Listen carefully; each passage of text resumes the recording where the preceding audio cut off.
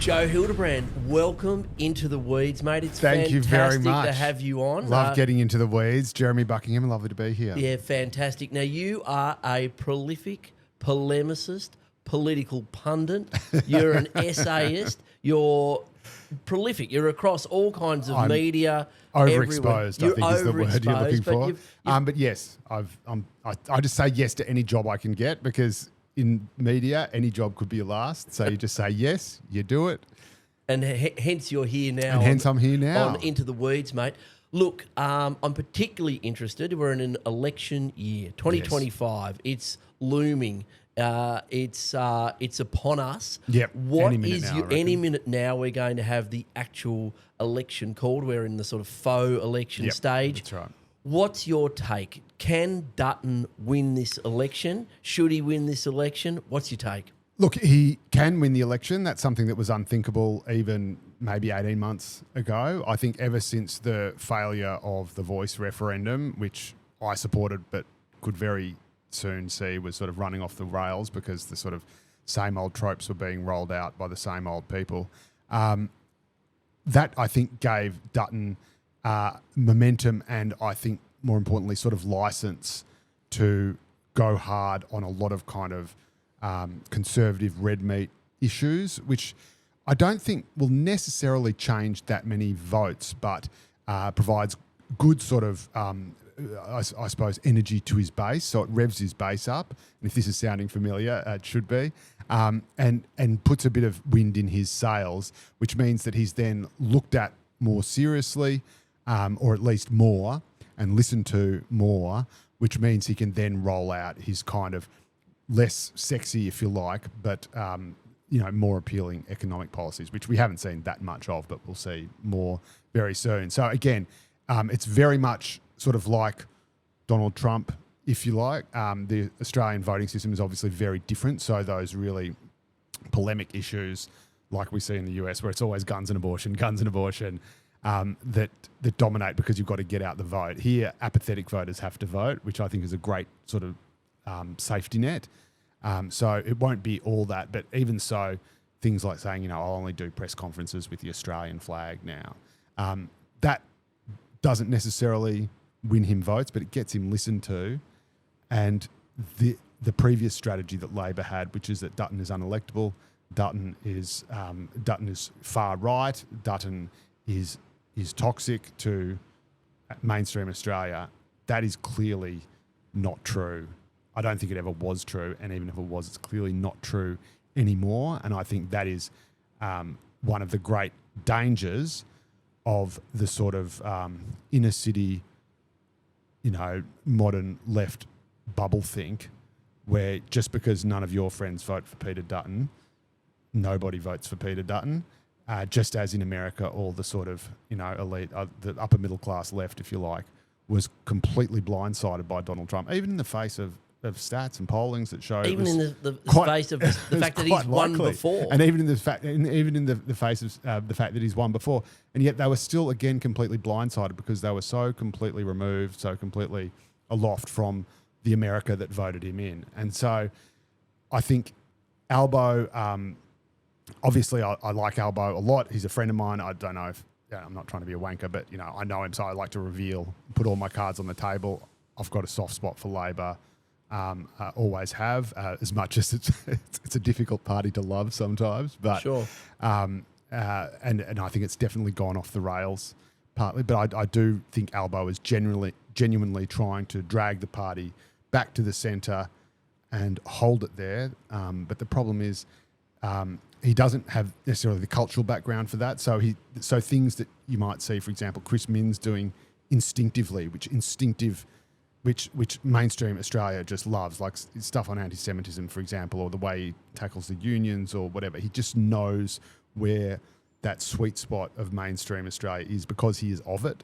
Albo, I think because he has been a warrior of the factional left, he does genuinely want to shift and has genuinely shifted, but it's often a kind of intellectual shift that takes time. And so he sort of comes to a position, but he often gets there after, a more kind of traditional Labor right figure has got there, and that's where he's running into trouble. And he's getting to the, Winston Churchill said about the Americans, they always do the right thing after they've tried everything else. Albo, I think, genuinely does always get to the right thing, and I think his instincts and his intentions are really good, and he wants to hold the centre. He's not the old left factional warlord of the past, and he's not the socialist that the right try to paint him as, but he doesn't have those, immediate instinctive reflexes of where to go on an issue, and that makes and that just means that it takes time for him and the government to sometimes respond. I wonder sometimes about some of the people around him. Some are really good, others not so sure, and that costs valuable votes and valuable support in a, I was about to say 24-hour media cycle. It's not even that long anymore. It's a 24-second media cycle, like once... He's missing that immediate cut through of being able to just pull the right lever at the right time. Exactly, knowing exactly what to say when you're asked about something, even if you haven't been briefed on it, even if you didn't anticipate the question or know it was coming, to know exactly what to say and where to sort of land the sentiment of the government so it sits with the mood of the nation. Mm-hmm. And I think, I think he will get there. I like Albo. I trust him. I think he's a genuinely decent bloke. He just needs to sort of get rid of the last kind of remnants of, his left faction baggage, which again is not really there. He just needs to relearn a lot of stuff. He just needs to, it's a big step going from. This is the other thing with Albo. Sorry, it's a very long answer to your question. No, it's a good one. Keep going. But Albo is someone who is used to being completely in control of everything in his sphere because he was, he completely controlled and still does the left machine in the Labor Party. And he is so good at it and so authoritative at it that now that he's Prime Minister and he's meant to be sort of in control of the whole country, when it doesn't sort of do what he wants it to or what he tells it to, it's kind of, it's like, hang on a minute, no. Yeah, I think that's really... But at state conference, everything happens exactly the way I want it. Why isn't it happening like this out here? And I think it's there's not a just bit of that. I think it is the actual left because I look at how he handles so deftly the Greens on the left. He's so good at that. He's so good at it. It's just his natural territory. That's right. Because he's been fighting the Greens in inner Sydney for decades. Yep. And you've seen over the last 18 months him really handle Adam Bant, Max Chandler Mather, and the housing issue, stare them down and seem like he's got gravitas and confidence. Yet when it comes to Dutton, I saw a press conference the other day with Chris Minns and Albo. I know the one you mean. Yeah, responding to the childcare centre. And it just seemed like Minns just had much more cut through. He just seemed like it was his natural territory. He was authoritative. He said the right things. Albo just seemed, he was saying the right things. Yeah, that's right. But he just seemed like he was floundering a little bit. And I just wonder, are they do you think Labor are happy with Albo like this? I suppose it's way too late for them to change. No way. There's no way they're going to have a leadership change, but they're clearly this time around not underestimating Dutton. I think Labor has in the past looked at people like Howard. They looked at Abbott and went, look, these guys are buffoons, or they're just really reactive, or they're just dog whistling, and they're not going to resonate, and they're just going to put people off. But this time around, do you think Labor and Albo are aware that they do have a big threat with Dutton, and that Albo is going to have to lift his game? I think they are now, but the problem is that it's kind of come too late. So, and that's why they're in trouble in the polls. And the Resolve poll that was published earlier this week is just monstrous, terrible for Labor. And that is the problem when you've built your whole strategy on we're better than Dutton. Look at this guy. Unless you vote for us, you're going to get him. And that, rest assured, that was their strategy. And even elements of the right thought that was the best strategy, almost, if you like, another small target strategy, which I don't think you can do in government. I think that works in opposition and it's good. The old cliche about governments losing elections rather than oppositions winning them, I think that is largely true, but it doesn't work in government. In government, it is all about you. People are voting for or against you. They're not voting for or against the opposition. That's the inverse of the old cliche. And so what's their next trick, right? They know now that get Dutton, demonise Dutton, point to Dutton and say, isn't he crazy and right-wing? Clearly that is not working. Yeah, because I saw Claire O'Neill on a Sunrise OB. She was up against Barnaby. Barnaby's got the hat pulled down, all the rest of it. And she was just talking about Dutton the whole time.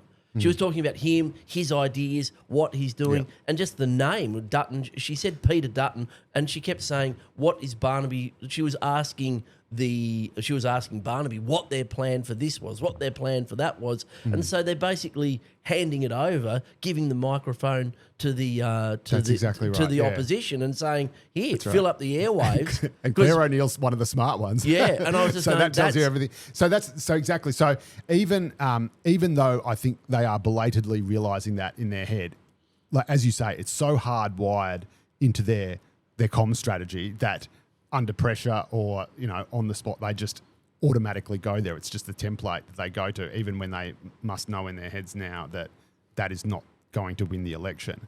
And also, once you know that that's not working anymore, if that's all you've been doing and there's no sort of plan B, what do you do? Well, then you have to be able to, point to the government's record, but even that doesn't necessarily cut through, obviously, in a time of economic crisis like this.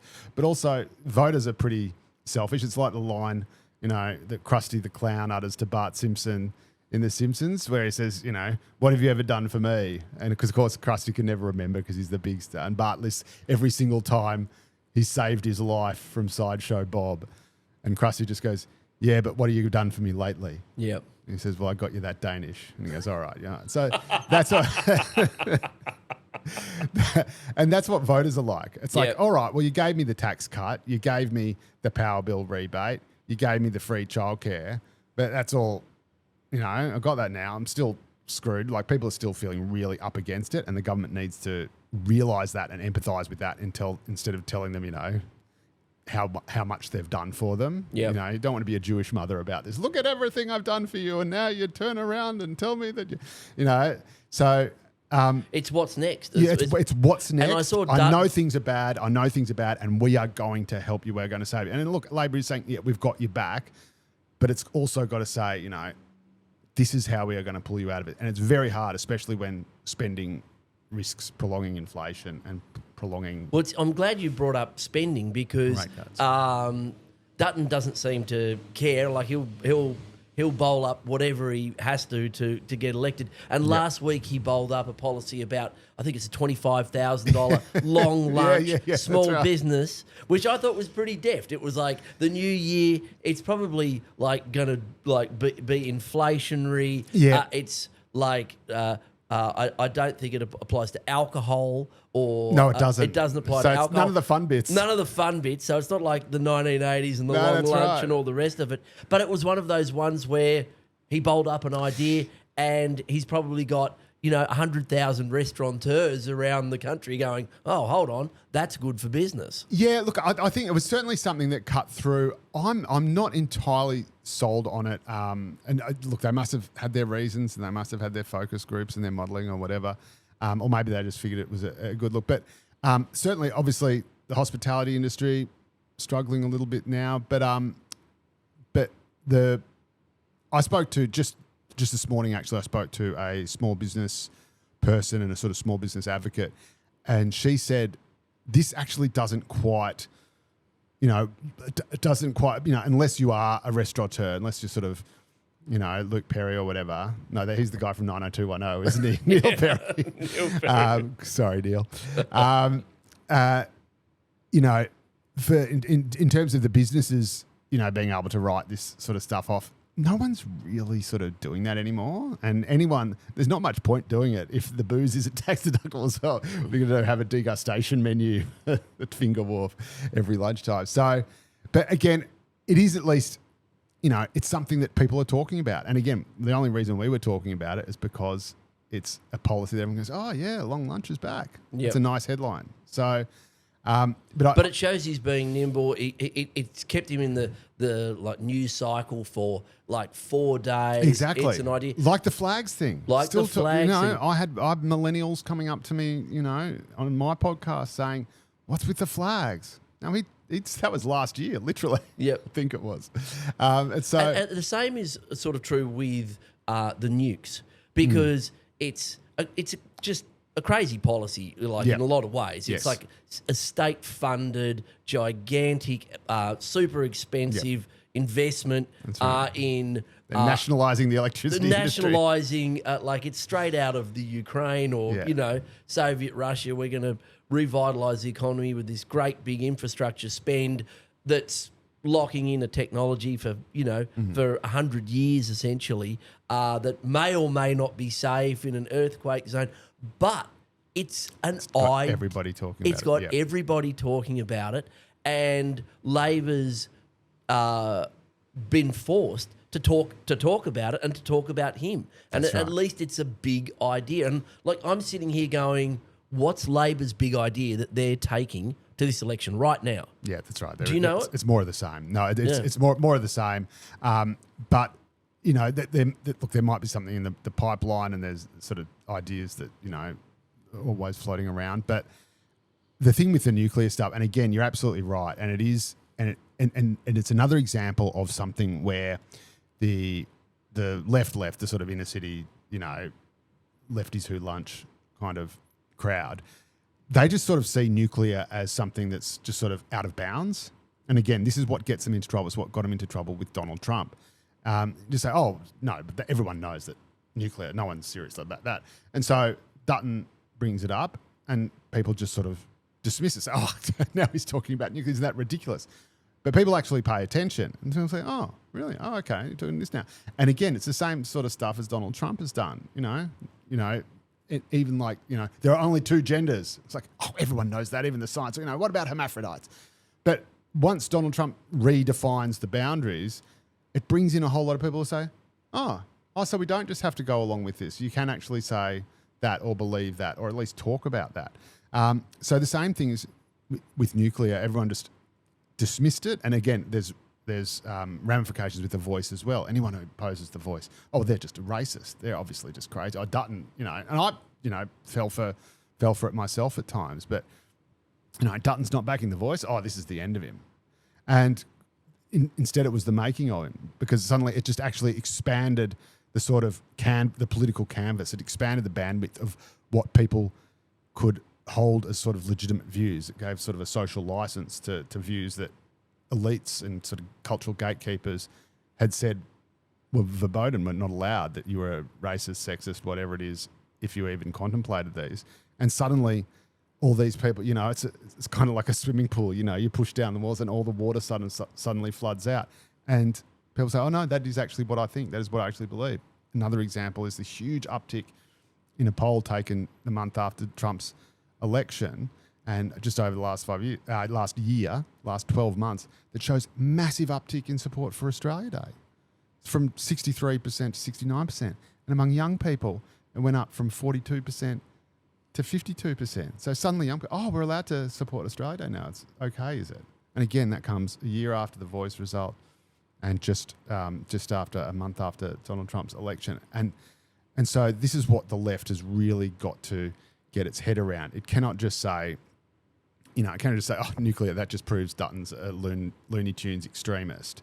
You've got to make the case. Now, like you said, Dutton's case does not make any sense, but not because nuclear is evil and not because of the 3-headed fish that a few stupid idiots from the Labor left started banning about, but because it just doesn't make sense economically. Now, obviously, nuclear is a huge industry in France and the UK. But they've got 70 years of history. And infrastructure and experts. We don't have that. And also, they don't have all the renewable advantages that we have. They don't have, a continent that is an entire continent that's basically all desert. That's a lot of solar power. A continent that's surrounded by sea. That's a lot of wind power. So you can make that case and you make it economically, and that's what Chris Bowen has been doing. But yet again, and there's this recurring theme, yet again, you've got these idiots from the left of the party who are putting memes on Twitter of three-eyed fish. And, now that is literally a joke. That is literally a joke from The Simpsons that is farcical to anyone who has the slightest amount of knowledge about power, about nuclear, about, and so it makes the public think, well, hang on a minute. You say he's crazy. Well, you're clearly crazy. This is stupid. You're not serious. So if you're not serious about that, I can't take seriously anything else you say. Whereas if you say, no, Labor is the party of economic responsibility, Labor is the party of power reliability, Labor is the party of cheap power, and this is why our plan makes more sense. And Bowen is kind of valiantly trying to do that. But I'm surprised that Labor hasn't, and the environment movement really don't make more out of the renewable energy is the new technology. It's this amazing technology that's becoming incredibly, it's more efficient. It's far newer. There's massive opportunities for it to become even more efficient. The price is coming down. They're sort of apologists in a way for it. Look, it's something we had to do. They're not really owning it and saying, this is nation building, this is creating jobs. They sort of equivocate on it, which I think shows a sensitivity, and maybe that's what Dutton picks up. They've clearly been throwing rocks at renewable energy for a long, long time, but it just seems that Labor doesn't fully own it. Yeah, well, again, as much as they could or should. Well, again, I suppose Labor is it's a battle between left and right. So you've got, the loony left of Labor who are almost Greens adjacent, who, think we have to electrify everything and everything has to be electric. And, for example, there's no place for gas in renewable as we transition to net zero. So that is the most insane position you could possibly advocate for. And the Greens do it all the time. Coal and gas is as bad as each other, even though gas emits far less carbon and we have this massive surplus of it. So you end up with this ridiculous result where when renewables don't, when this, the old cliche, the sun doesn't shine, the wind doesn't blow, which happened, I think, in 22, 23, there were far too many still overcast days or whatever. So they had to go back by spot price from the generators and so pay top dollar for power because they hadn't already booked it in their sort of forward contracts. They're paying top price for the power. And guess where they're getting it from? Coal-fired power stations emitting, nearly twice as much carbon into the atmosphere because we'd written off gas and didn't have enough gas-fired generators that you can fire up much more quickly. You can turn them on and off in a couple of hours.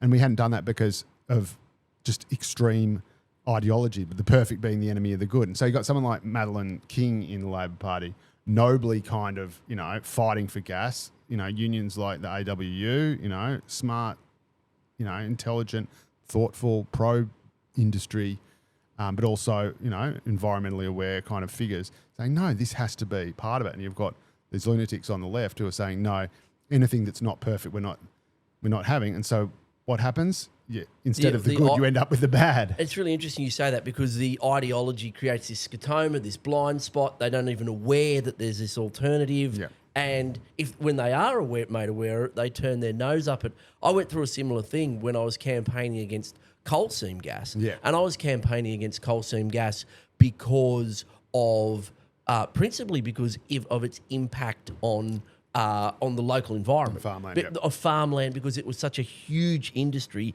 in terms of its environmental footprint, and the actual process of fracking and all the rest.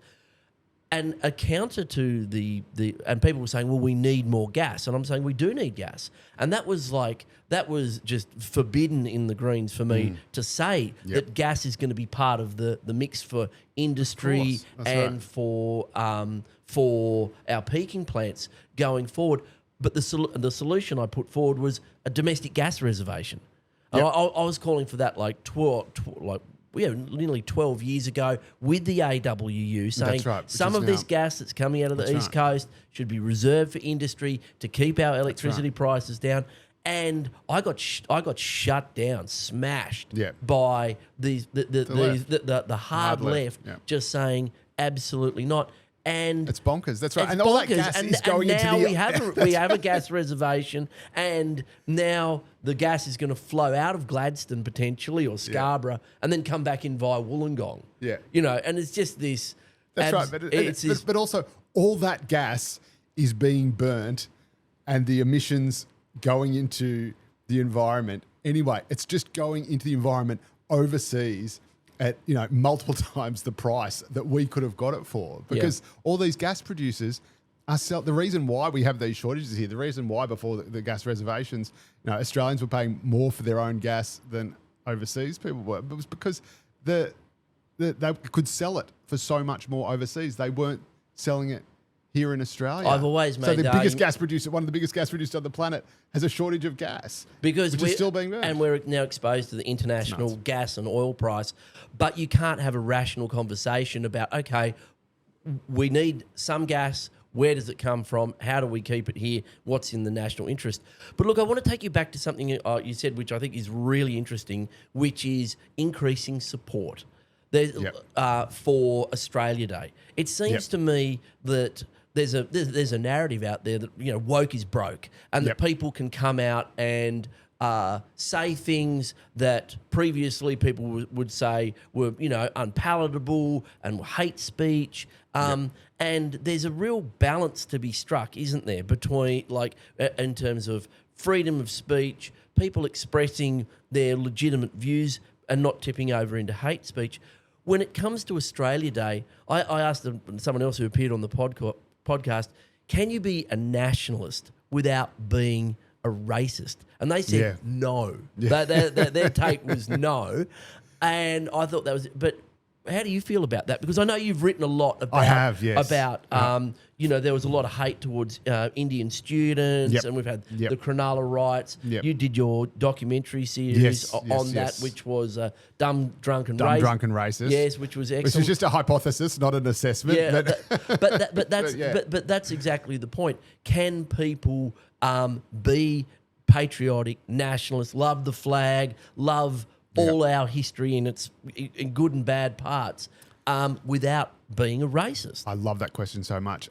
Yes, absolutely you can. And I think most people, I think most people are not racist. I think most people are not racist, even people who most people on the hard left would unequivocally categorise as racist, and I think most people are very well-meaning. They're very, even if abstractly they might have outdated views or views based on lack of understanding or something just being strange and new to them. On a personal level, people I think are genuinely always kind to each other and decent to each other. I don't think anyone would drive past anyone in trouble based on the colour of their skin. So I think there's that. I think that what people fear is people I think fear change, and they feel that things are being sort of taken away from them and things that are slipping away from them. And I think it's not even so much history, because I think a lot of people are just sort of unaware of the full sort of spectrum of history, and again, including those who would claim to be the most aware, the most woke. Like saying, Governor Lachlan Macquarie was a genocidal maniac because we have this extract of him, hunting Aboriginal people, and just completely failing to understand the broader context of that or other things he did or the views that he held, which were very progressive in other areas, that sort of stuff.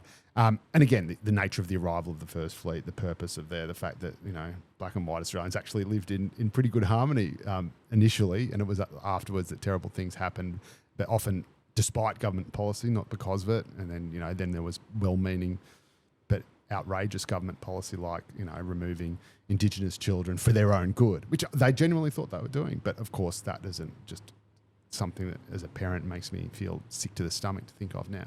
So there's all those elements to our history, right? Now, does someone, does your average kind of, Southern Cross tattooed bloke with the Australian flag around his shoulder, think of all the terrible things we've done to Aborigines, or how they were, the Tasmanian genocide, and say, God, that makes me proud to be Australian? Well, no, of course not. They don't think, they think, geez, it's a great day. I've got a cold beer in my hand. I'm going to go for a surf later on. As a Barbie, I'm watching the tennis or whatever. I'm going for whoever the Australian is in the Australian Open. Does that make him a national? You know what I mean? Like going for someone just because they're from your country. Well, of course, these are all national things, but these are sort of traditional, sort of instinctive things. I mean, people are tribal creatures. They will value the lives of their family more probably than, if someone says, oh my God, your house is burning down, you don't stop and think, yeah, but what about all the other people across the world whose houses are burning down? You go, holy gee, you make a bit. Self-interest. And then you care about your community, your street, your friends' circles, the people around you, the kids, your kids' friends at school and school community. And then you might love your city. I love Sydney, I'm probably more of a Sydneyist than a nationalist these days. I'm converted because I came from Melbourne. You're from Melbourne, it's like a reformed smoker, the worst types, the evangelical ones. And so of course, naturally, you are going to probably see yourself as an Australian more than you do as a, what does, I think Bob Brown call them Earthicans or Earthians? Earthians. A memorable speech. So you are going to feel that. That's just sort of natural. Now, does that make you a racist? Well, of course not. That's just a natural human instinct. We are a tribal people. Yeah, it's interesting. It's a really interesting point because, you can have a national day of celebration, and I don't understand why there has to be this dichotomy that it has has to be it's Australia Day and it's an Invasion Day, and it can't be both. Like why you can't actually have as part of Australia Day a recognition of. And I think a lot of people try, councils. If you go to any, that's right. If you go to any formal Australia, ever since the bicentenary, when they were quite anxious to make sure that people were starting to realise, oh, maybe this wasn't such a great day for everybody. Yeah. And they were at pains to do that, and at pains to sort of incorporate Indigenous ceremonies into it. And I think the official sort of Australia Day slogan, I think, includes reflection, includes exactly, includes to actually think about that. But what I really like, and I've actually written the column on this for the weekend.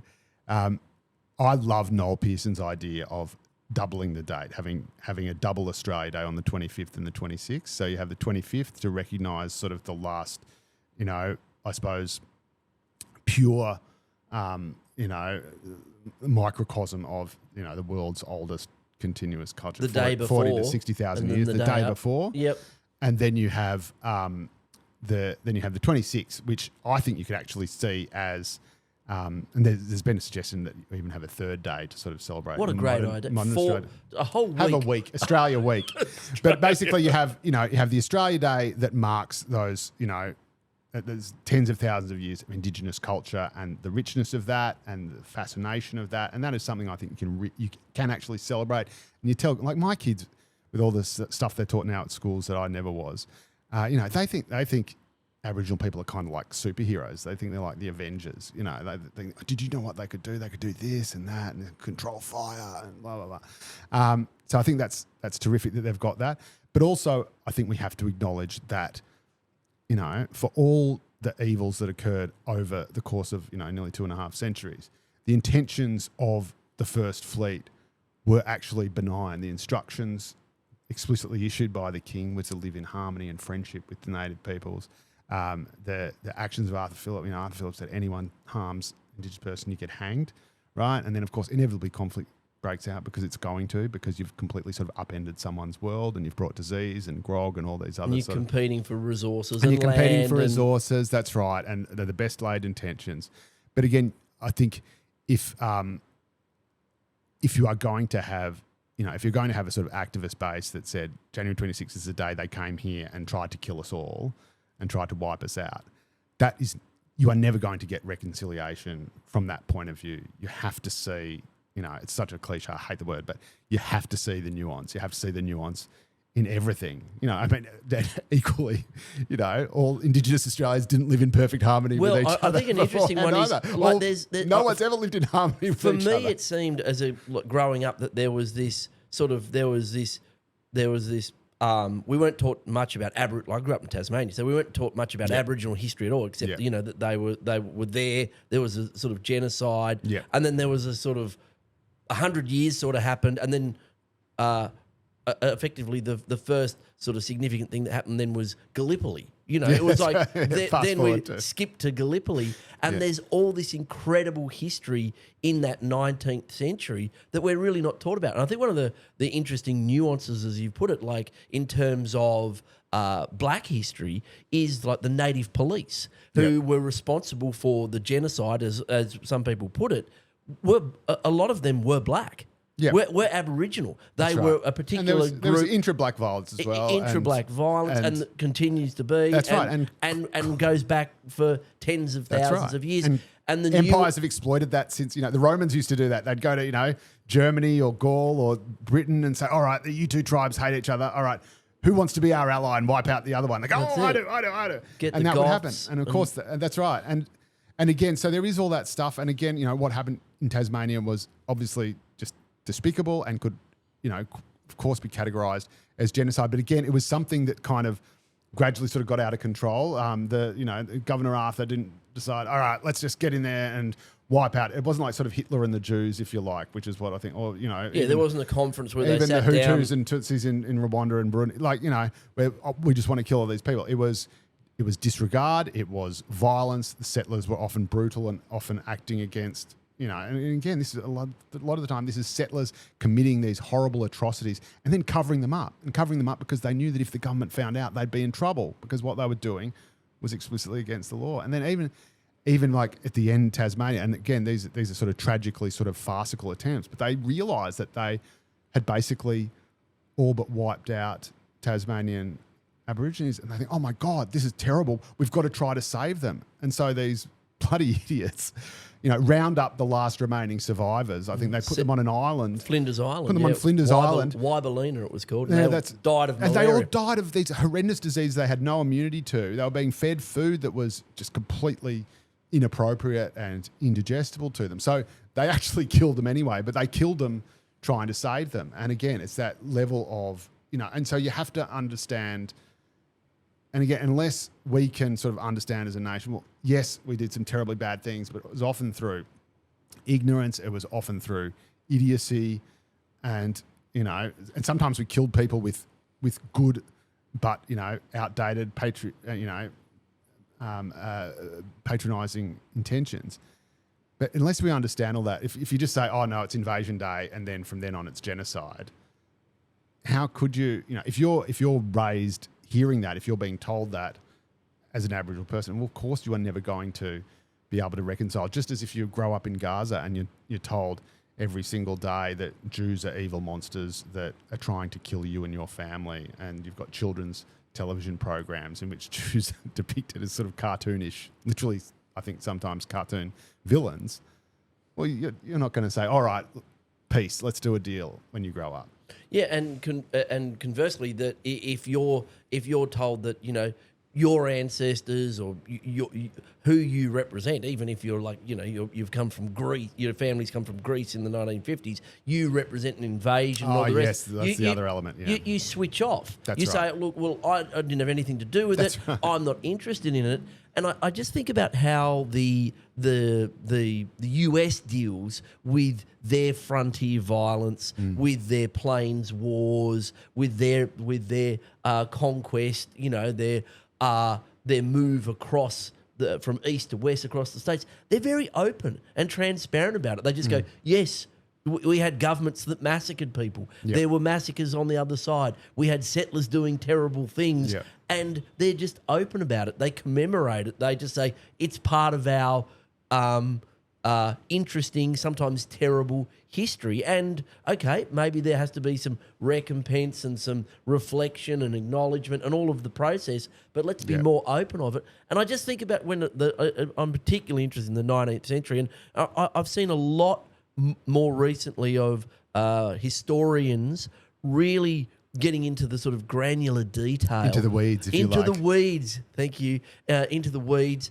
on what actually happened at these times, the battles and calling for a commemoration of the Black Wars, the Frontier Wars, who were the heroes, who were the villains. And I just think that's a really healthy thing. Just to I think it's a very healthy draw thing. the veil that's right. back. And I think it's a great idea. And if Pearson said that, have a 2-day celebration, I think that's a way that you can have pride in both. Exactly. You can say, look, there were probably terrible elements of all society. I could rattle off. Look, I'll tell you, you think the British Empire was bad? Check out the French. Yeah. Check out what they got up to. Exactly. They're held up as this sort of incredibly sort of progressive, virtuous, revolutionary republic of liberty, égalité, fraternité.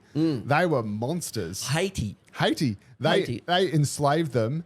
Then Haiti actually rose up. I think it was the only successful slave rebellion in history. Rose up, won their independence. Spartacus. Apart from Spartacus. I think there was a long. Spoiler alert! You don't want to know what happened to him.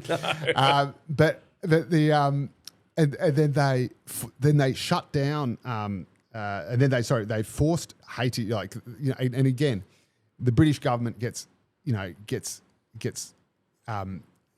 pilloried for after abolishing slavery, paying reparations to slave owners, which seems grotesque, but if it's a means to an end, if it means you can actually accelerate the process and free the slaves, well, I would almost say anything's worth it. But again, they get, the British government and the British Empire gets pilloried for that. The French forced the Haitians to pay reparations for themselves, forced the freed slaves to pay back their enslavers for their lost labour. And then after the glorious French Revolution, in which, Louis lost his head, the Republic, the noble Republic, freedom, equality, brotherhood, they tried to re-enslave the slaves. In Haiti. They sold Louisiana. Yeah. Napoleon sold Louisiana to pay for the army to win back Haiti. Because I think it was the largest point source of GDP in France because of the indigo, the sugarcane, and the rest. It's a remarkable Napoleon, great general, terrible businessman. Yeah, and but again, that's right. This is what people have to understand. So if you look at the Mile Creek Massacre, and just the Mile Creek Massacre, it is an absolute hideous thing, and it is a monstrosity. They did hang 4 white guys. That's right. The government, and this was the most, when I was sort of learning about this. Oh my God, this is terrible, terrible. But it's important to remember what these people did was against the law. It was a capital crime, and they hung and they swung for it. The government executed them for what they did, and it's hideous. And there would have been others who were complicit and got off. But unless we appreciate history in the round, again, we're just never going to get to that point. And unless you realise that every single country has a terrible history of violence behind it, be it old quote unquote countries in Europe where you had, people from different tribes but with the same colour skin all slaughtering each other. There was, genocide in Gaul as well. I think Julius Caesar was complicit in one. Yeah, I think he was. And everything that happened in the New World, what, the Spanish did in South and Central America, what the Europeans did in North America. I mean, unless you realise that these are things that happen all the time, and yes, they often happen for venal and corrupt reasons, but they also often happened, with a sort of a thirst for knowledge. For example, Captain Cook came here because he was charting the transit of Venus. This was a self-made working class guy who, wanted to be a son of the Enlightenment, and so history is contradictory. It is rich. It is multidimensional, and if you just see it as a matter of good and evil, evil white man, poor innocent black man, or whatever, you are never going to understand it. And if you can't understand it, you are never going to come to terms with it and come to terms with who and where we are now. So I think you can be a nationalist, you can be proud of your country, and you don't have to be a racist. I think that is absolutely right. And I think also that I mean, I don't feel proud to be Australian at all. I just feel very, very lucky. I just feel so lucky that I was born here. That was not my doing, and I'm just so lucky that I've grown up. And you look at sort of any other country, and you kind of think, well, where would you rather be? For whatever faults we have, where would you rather be? So I feel incredibly lucky to be an Australian. Probably wouldn't have survived in half the other countries on earth, and I think that is enough. But there are other people as well who, there are people for whom, especially people where they might not be the biggest high flyers in the world. They might not be there are people for whom that really matters. They're just like there are people in America for whom, they might not have much, they might not have much money, but at least they can feel pride in being American. And it's like having pride when your footy team wins on a weekend. You weren't out there doing anything, but you still feel good and I notice you're wearing a Collingwood. We'll go past that. I'm a Bombers fan, so we lost the plot ever since we stopped doing drugs. Yeah. Should have kept taking the peptides. The peptide, bring back the doping. Where is James? That's right. Well, that's right. His marriage busted up, sadly. Oh, yeah. sadly. It lasted a while. I'm a good Catholic boy, so not long enough for my liking. But again, that means stuff to people, and I think the less people have in other parts of their life, the more it means to them. So to take that away from them, for someone with a kind of, a nice 6-figure job or a university education who's, done their BA or whatever and studied all the history and say to some poor working class schmo, oh no, you should feel ashamed to be an Australian.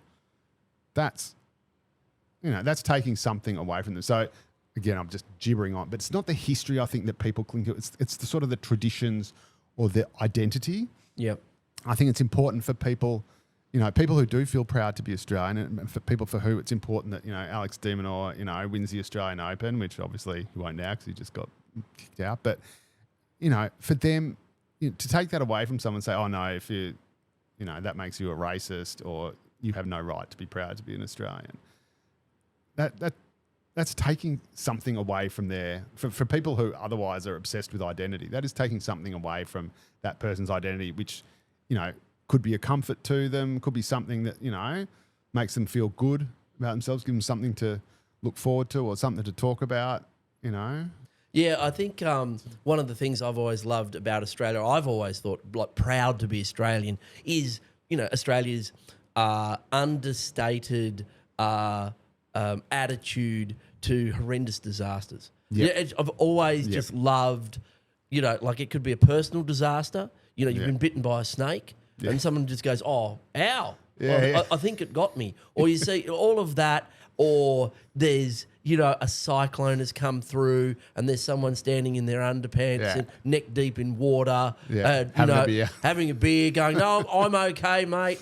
All of that. And so there's, I think you throw the baby out with the bathwater when you say all nationally, and that brings me to my next question.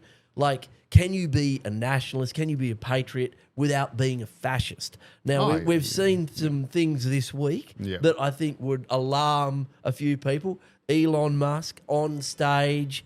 I don't know. What's your take on that? Is America... is it a fascist state?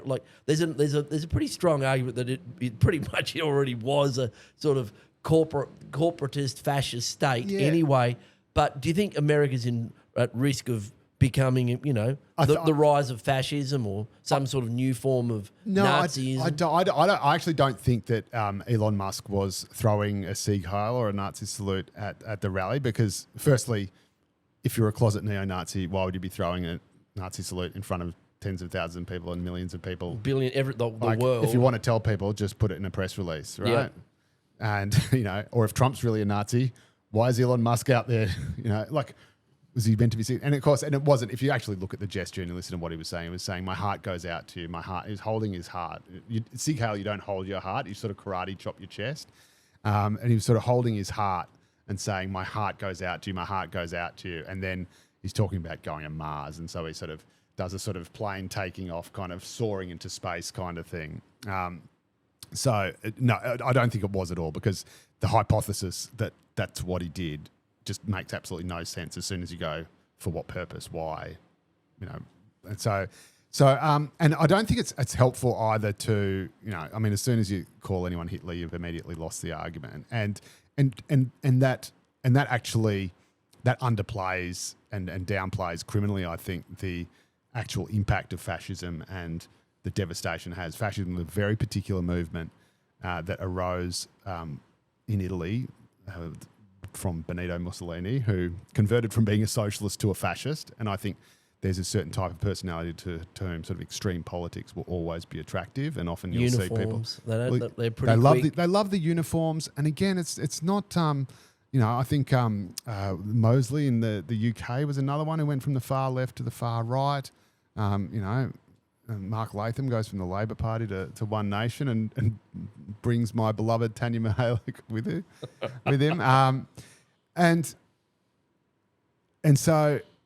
So I think saying Trump's a fascist or whatever is... It seems pretty lazy to me. It's lazy. At best, it's unhelpful. And you see it in Australia again. People say, there's fascists on the rise. And look, there's certainly anti-Semitism. But Although that's coming from the left. But that seems to be coming from like the left and certainly Although there's a unity ticket. So there's a bunch of... So it's quite interesting if you get into the weeds, if you like. I'm just trying to stay on brand.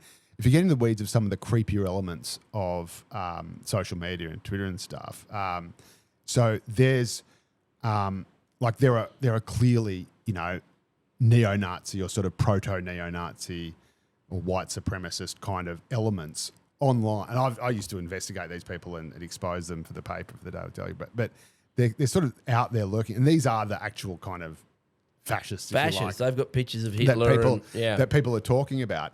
And they are there criticising Sky News for being too pro-Israel. Yeah. Right? Yeah. So think about who that sounds like. Yeah. And that's, of course, exactly what the left is doing. So, as usual, the horseshoe is kind of joining up.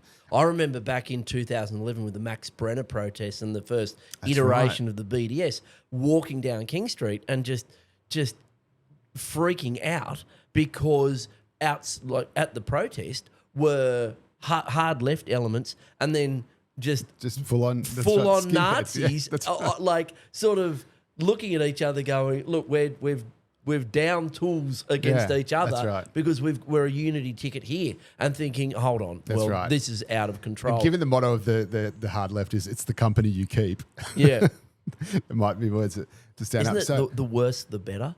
Yeah, that's another one. The but like and there seems to be certainly right wing extremism and terrorism does happen. We've seen that, and it's something we have to stamp out and be. But it's there's often I think a lot of hyperbole and hysteria in the left about how big it is in those people who are patriotic or national. That's right. If you see fascism everywhere, you're going to miss it where it's actually happening and doing the most damage. So that's the first thing. So if everyone's a fascist because they disagree with you, well, when someone's actually burning down a synagogue, you've probably been off retweeting something elsewhere.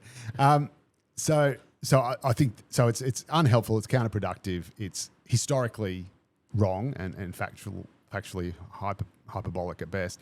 But another question I would ask is, like, both Donald Trump and Elon Musk were high-profile Democrat donors and supporters just a decade or two ago, right? And even more recently in Elon Musk's case.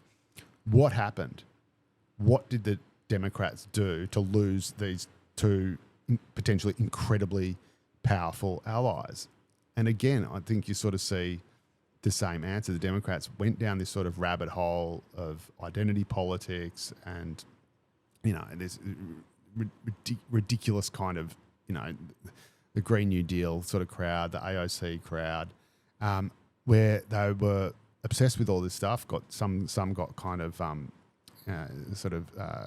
lured into the sort of defund the police kind of stuff. And to any sort of normal person, that clearly just looks like a sort of undergraduate ideological madness that has infected, a party that is meant to be for, working class and middle class America, the party of, Bill Clinton. Even the part, if America's so racist and so fascist, and Trump voters are so racist and so fascist, why did so many millions of the same people who voted for Donald Trump in 2016 vote for Barack Obama, the first black Democratic president in US history, not once but twice. You know, those same states, you know, those Midwest, Rust Belt, you know, working class states, they all voted for Obama in droves.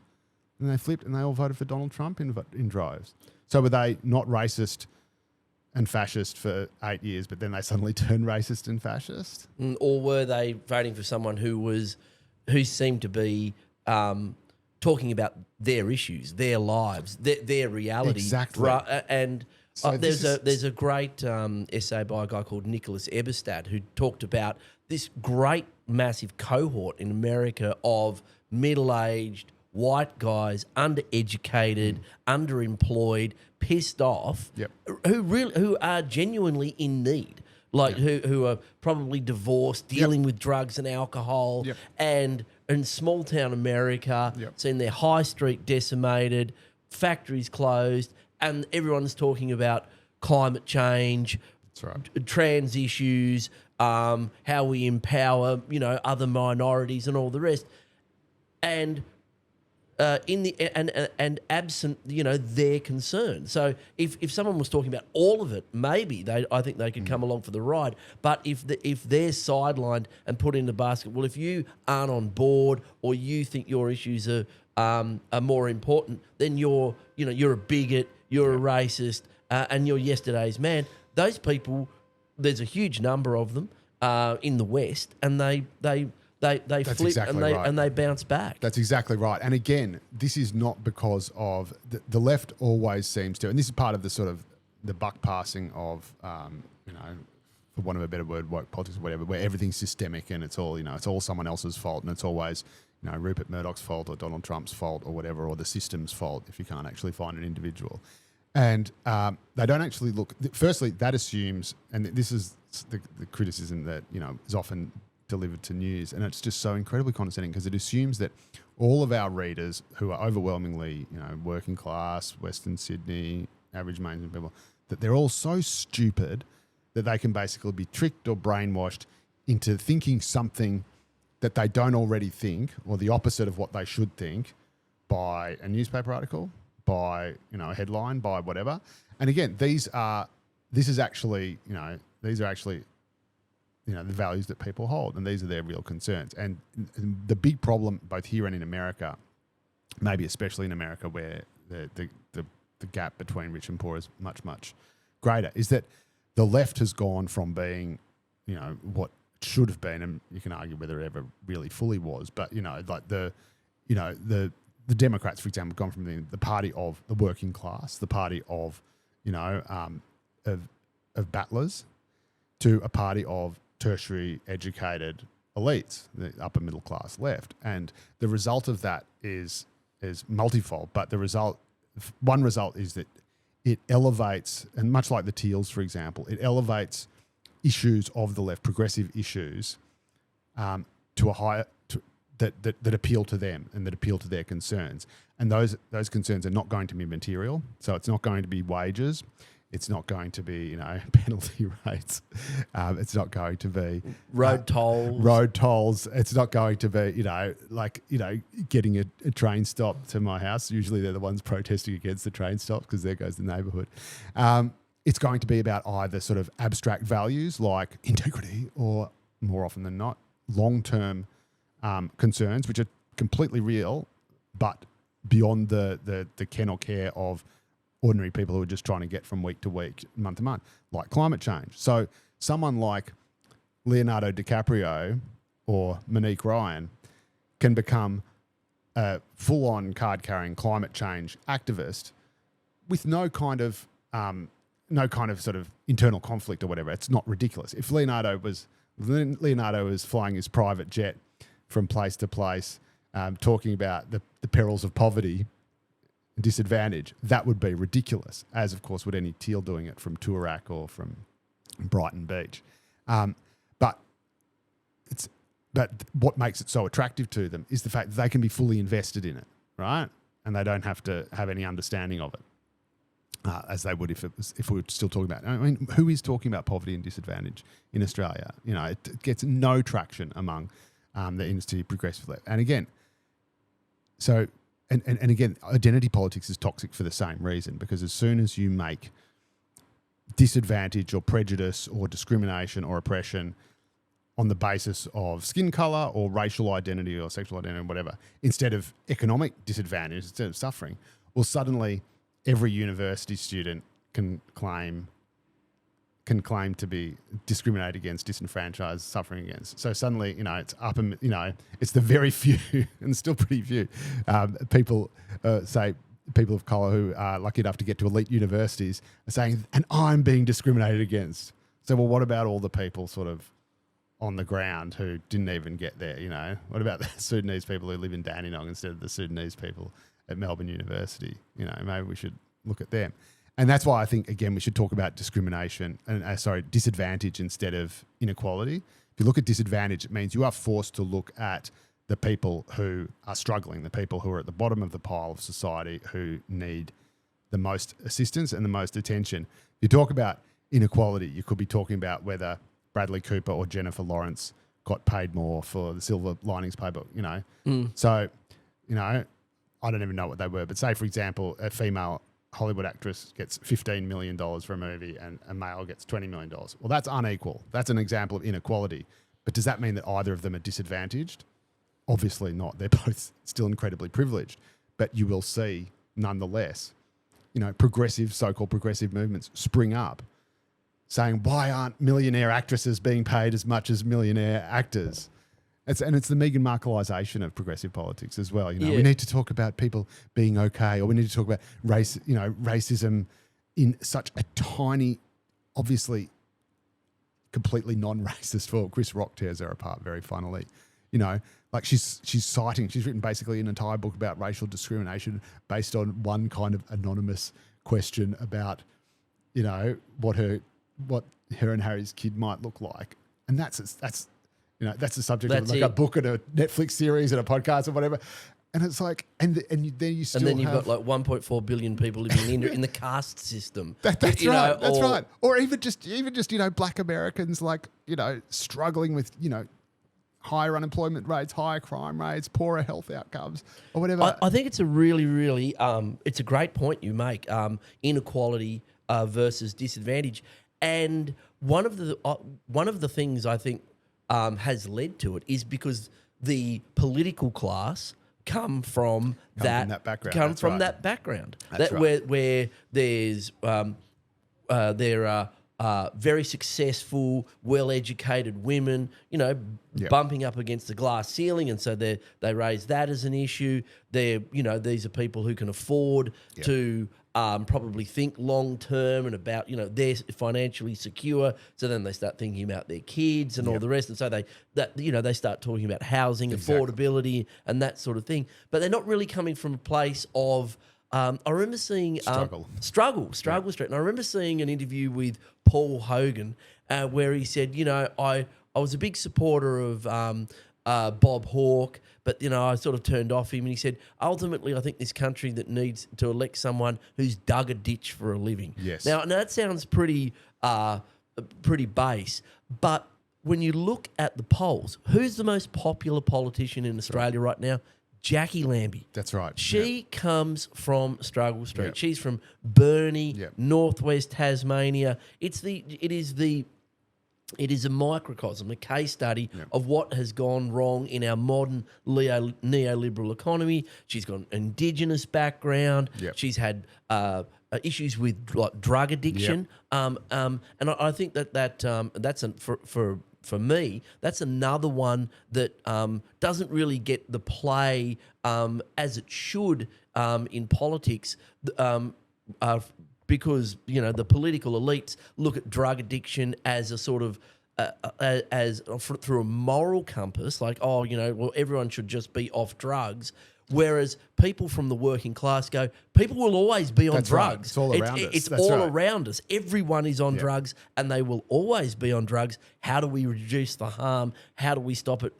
How do we stop people taking the wrong drugs, etc.? And also, instead of just saying don't do drugs, give them a reason not to. Give them an alternative. Exactly. You've got to fill that void with something else. Fill with employment, with training, and so we look at it, and someone like Jackie Lambie, who like the elites sneer at, yet super popular and quite an effective politician. Yeah, agreed. And I've really come around to Jackie Lambie. I was probably one of those people when she first got up that sort of sneered at her because I was, I wasn't too fond of Clive Palmer and what he was doing. But I really have come to like her. And interestingly, another really good mate of mine and sort of, fellow traveller, if you like, who was from the right of the Labor Party, an incredible brain, former cop, if memory's a counter-terrorism officer, I think, former army officer, a great bloke, was very heavily involved in the Labor Party and I think ran for pre-selection and a couple of times, and ended up being sort of hounded out of the Labor Party for various reasons I won't go in, but basically because there was a moderate Liberal he knew who he supported in an election race and said this guy's good or whatever, and the left basically said, traitor. Shame. How could you? And he is now Jackie Lambie's lead Senate candidate in New South Wales. Is that right? So that's right. So and again, which is the same as the Musk and the Trump question. So what is the Labor Party or the Democrats? What are they doing to drive out these kind of top shelf, blue ribbon? Imagine having a cop, an army officer, a war crimes prosecutor, an anti-terrorism specialist as a flag bearer for the Labor Party. How good would that be? You want to talk about your patriotism and your nationalism. How good would that be as a light on the hill? And instead, you've got ideological Puritans actually not just stopping him from getting it, but actually driving him out of the party to the point where now he could be giving all that to someone else. And again, he likes Jackie Lambie for that same reason, because that to him represents sort of real Labor values that he's just found them in a different party. And again, to sort of come and to answer your question about what's happening, to the left and in both America and here, is that this sort of trendy upper middle class, tertiary educated left that we've seen over the last sort of generation or so. In fact, it is the most narcissistic, individualistic cult that you could possibly conceive of. It is the ultimate in individualism and putting the needs of the individual above the needs of the masses. I mean, I'm all for anyone, my wife works for Equality Australia, I'm all for anyone using whatever pronouns they want and identifying however they want to. But the idea that you would then say, no, everyone has to now identify their pronouns just because of this person in the workplace or this small cohort or whatever. That's the opposite. That's you have to do all of this for me. The collective has to do something for me. And you want to know why Donald Trump got elected the first time, and you said so yourself. He was talking about what he would do for America. Now, make America great again might be incredibly simplistic, and you'd argue the beauty of it is that everyone's got in their own head what great America from Reagan. That's right. But everyone's got in their own head what America being great is, and they go, and he's going to do that. Fantastic, Yeah. So he's going to do that. And there's broad stuff about, bringing your jobs back and blah, blah, blah, blah. But again, he was the only one in that 2016 race who was talking about what he was going to do for your country. Ask not what your country can do for you, what you can do for your country. He was the only one saying what he was going to do for the country. Hillary Clinton's slogan, I'm with her. So her hashtag, I think there were two, her slogan, there were two, I can't even remember the other one, was I'm with her. So again, it's not what I'm going to do for you. It's you have to support me to be the first female president of the United States. That is what you have to do for me as a good progressive, is support my individual goals so that I can achieve, a symbolic outcome that's on the right side of history by becoming. And again, this is someone who is not oppressed. This is someone who came from the most distinguished, privileged background and upbringing. And she's saying, but I am oppressed because we haven't had a female president because we're all so sexist, and you have to make me do something for me, and you have to do this for me. This is your obligation to do this for me. And I've heard or read somewhere, and I don't know, but the story was that there was this sort of glass ceiling set up at her campaign HQ where they were going to have the celebration. No, and they're going to bust it, and they thing. were going to bust it. Now I don't know if that's an apocryphal story or not, but that was around. And so you see all those, crying millennials who can't believe that Donald Trump's just won, and that glass ceiling is just still there, literally looming over them like the sort of Damocles. And whether true or not, there is no sort of more. I don't think there's any more emblematic kind of, crystallization of what has gone wrong with the left. That you have the right, the populist right, now focused on working class people and what it can deliver them and what their needs and wants are. And you've got the left, which has always had a troubling tendency to look towards kind of messiahs and then throw in with them, whether it's, Hillary or Dan Andrews or whatever. And, we must follow them slavishly because we're a collective where everyone's rights are equal. So it doesn't make any sense. But, again, all devoted to this slavish kind of ideology of we must get the first female president and that's what we're going to do, to the point where everyone, in Middle America, all the Rust Belt states felt completely and utterly ignored and unlistened to. And so, again, we cannot forget that these are states that voted for Barack Obama. These racists voted for the first black president twice, and then they voted for Donald Trump. So it's not, and again, the left will go, oh, this is what Donald Trump's doing because he's evil. This is what Peter Dutton's doing because he's evil. Like, well, hang on a minute. No, what did you do to lose them? And it's like, even all the Monday morning quarterbacking about the voice referendum. It's like, oh, we only lost because Peter Dutton campaigned against it. I mean, that's like a footy team coming out after a match. Oh, yeah, no, we didn't really. We only lost because the other team won. We only lost because the other team outplayed us. We only lost because the other team, or you blame the ref. Oh, the other team played dirty, but the ref didn't do anything. Lydia Thorpe.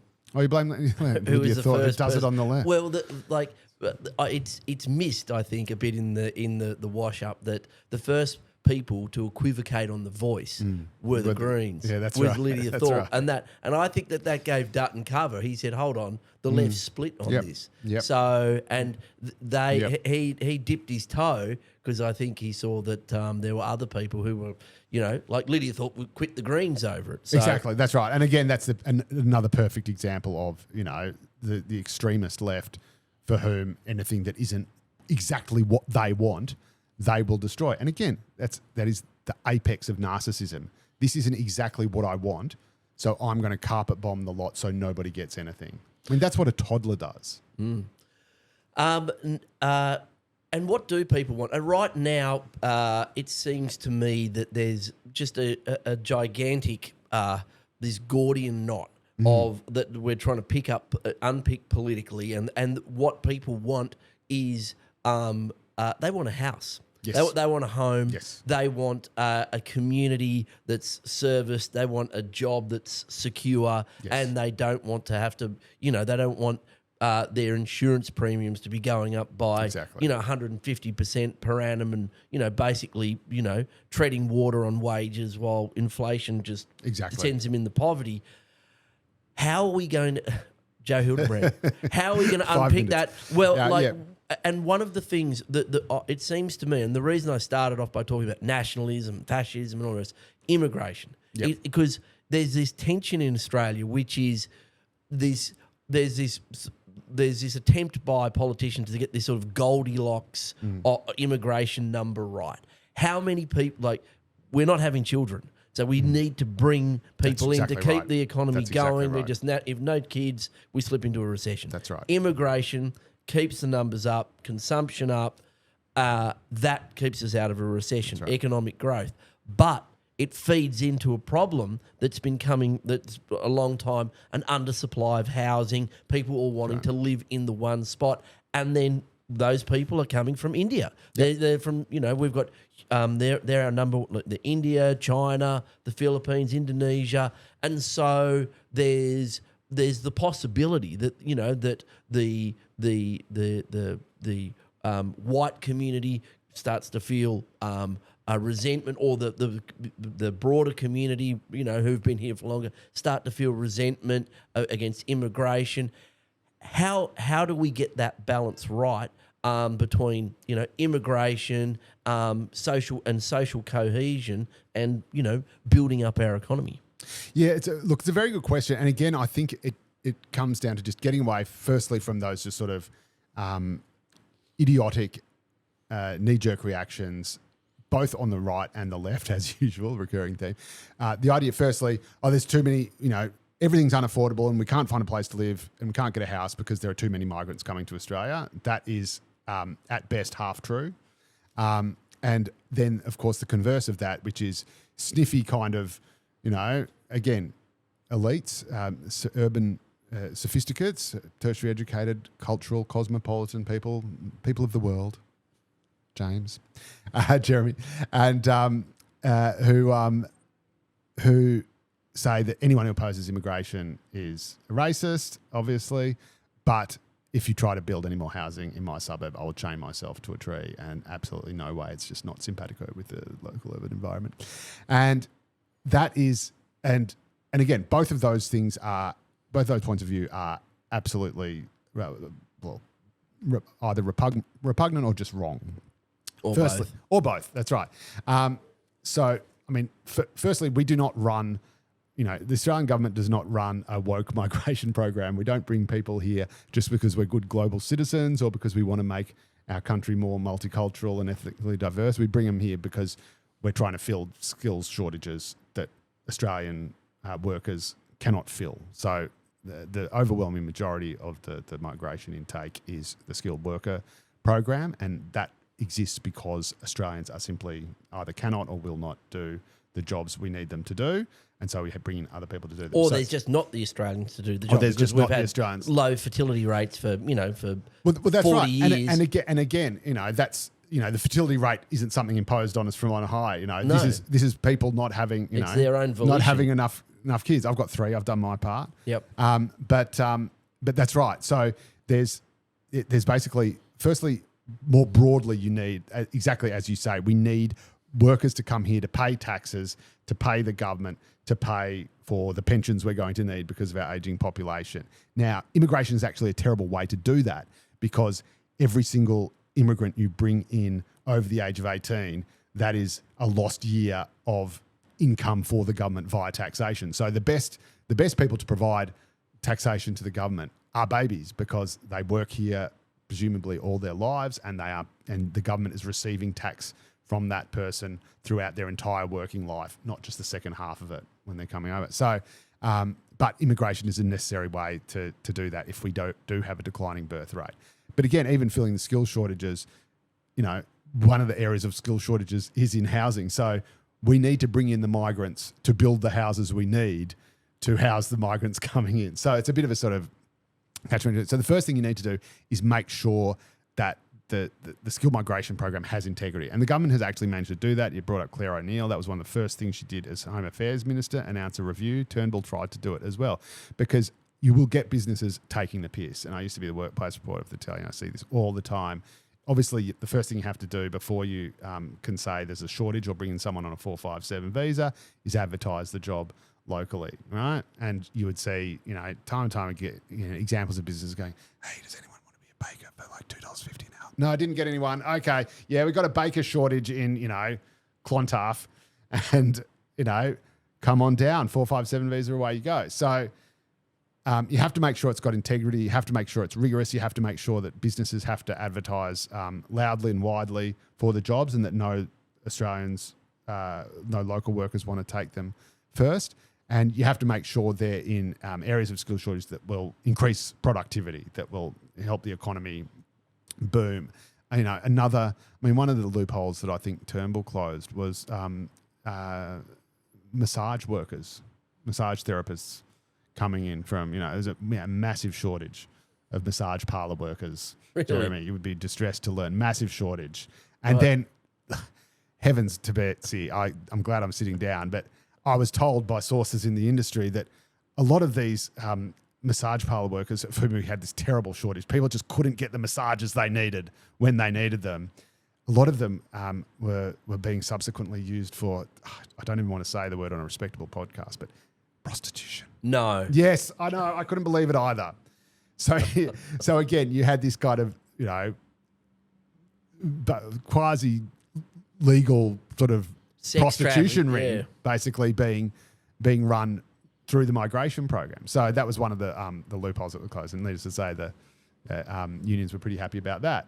So again, you can do these things, but you just have to be sort of, you got to be big-hearted and hard-headed and say, yes, we're talking about being proud to be Australian. The one thing that does make me incredibly proud to be Australian, or rather that I'm proud of Australia for, is how successful our multiculturalism has been, and how, despite the glitches and the outbreaks of violence here and there, it's just an incredibly beautiful and just brilliant success story that you've got that we've got people from all over Greek the and world. a Pakistani It's opening amazing for the Australian Test team. Yeah, that's right. That's right. And just the diversity of life, of everything. It is food fantastic. and architecture, and my Greek mechanic is basically my spiritual guide through life. He's my life coach. And he. Well, I had a Vietnamese gardener I used to go and see, and he was just fantastic. He was just like a wealth of knowledge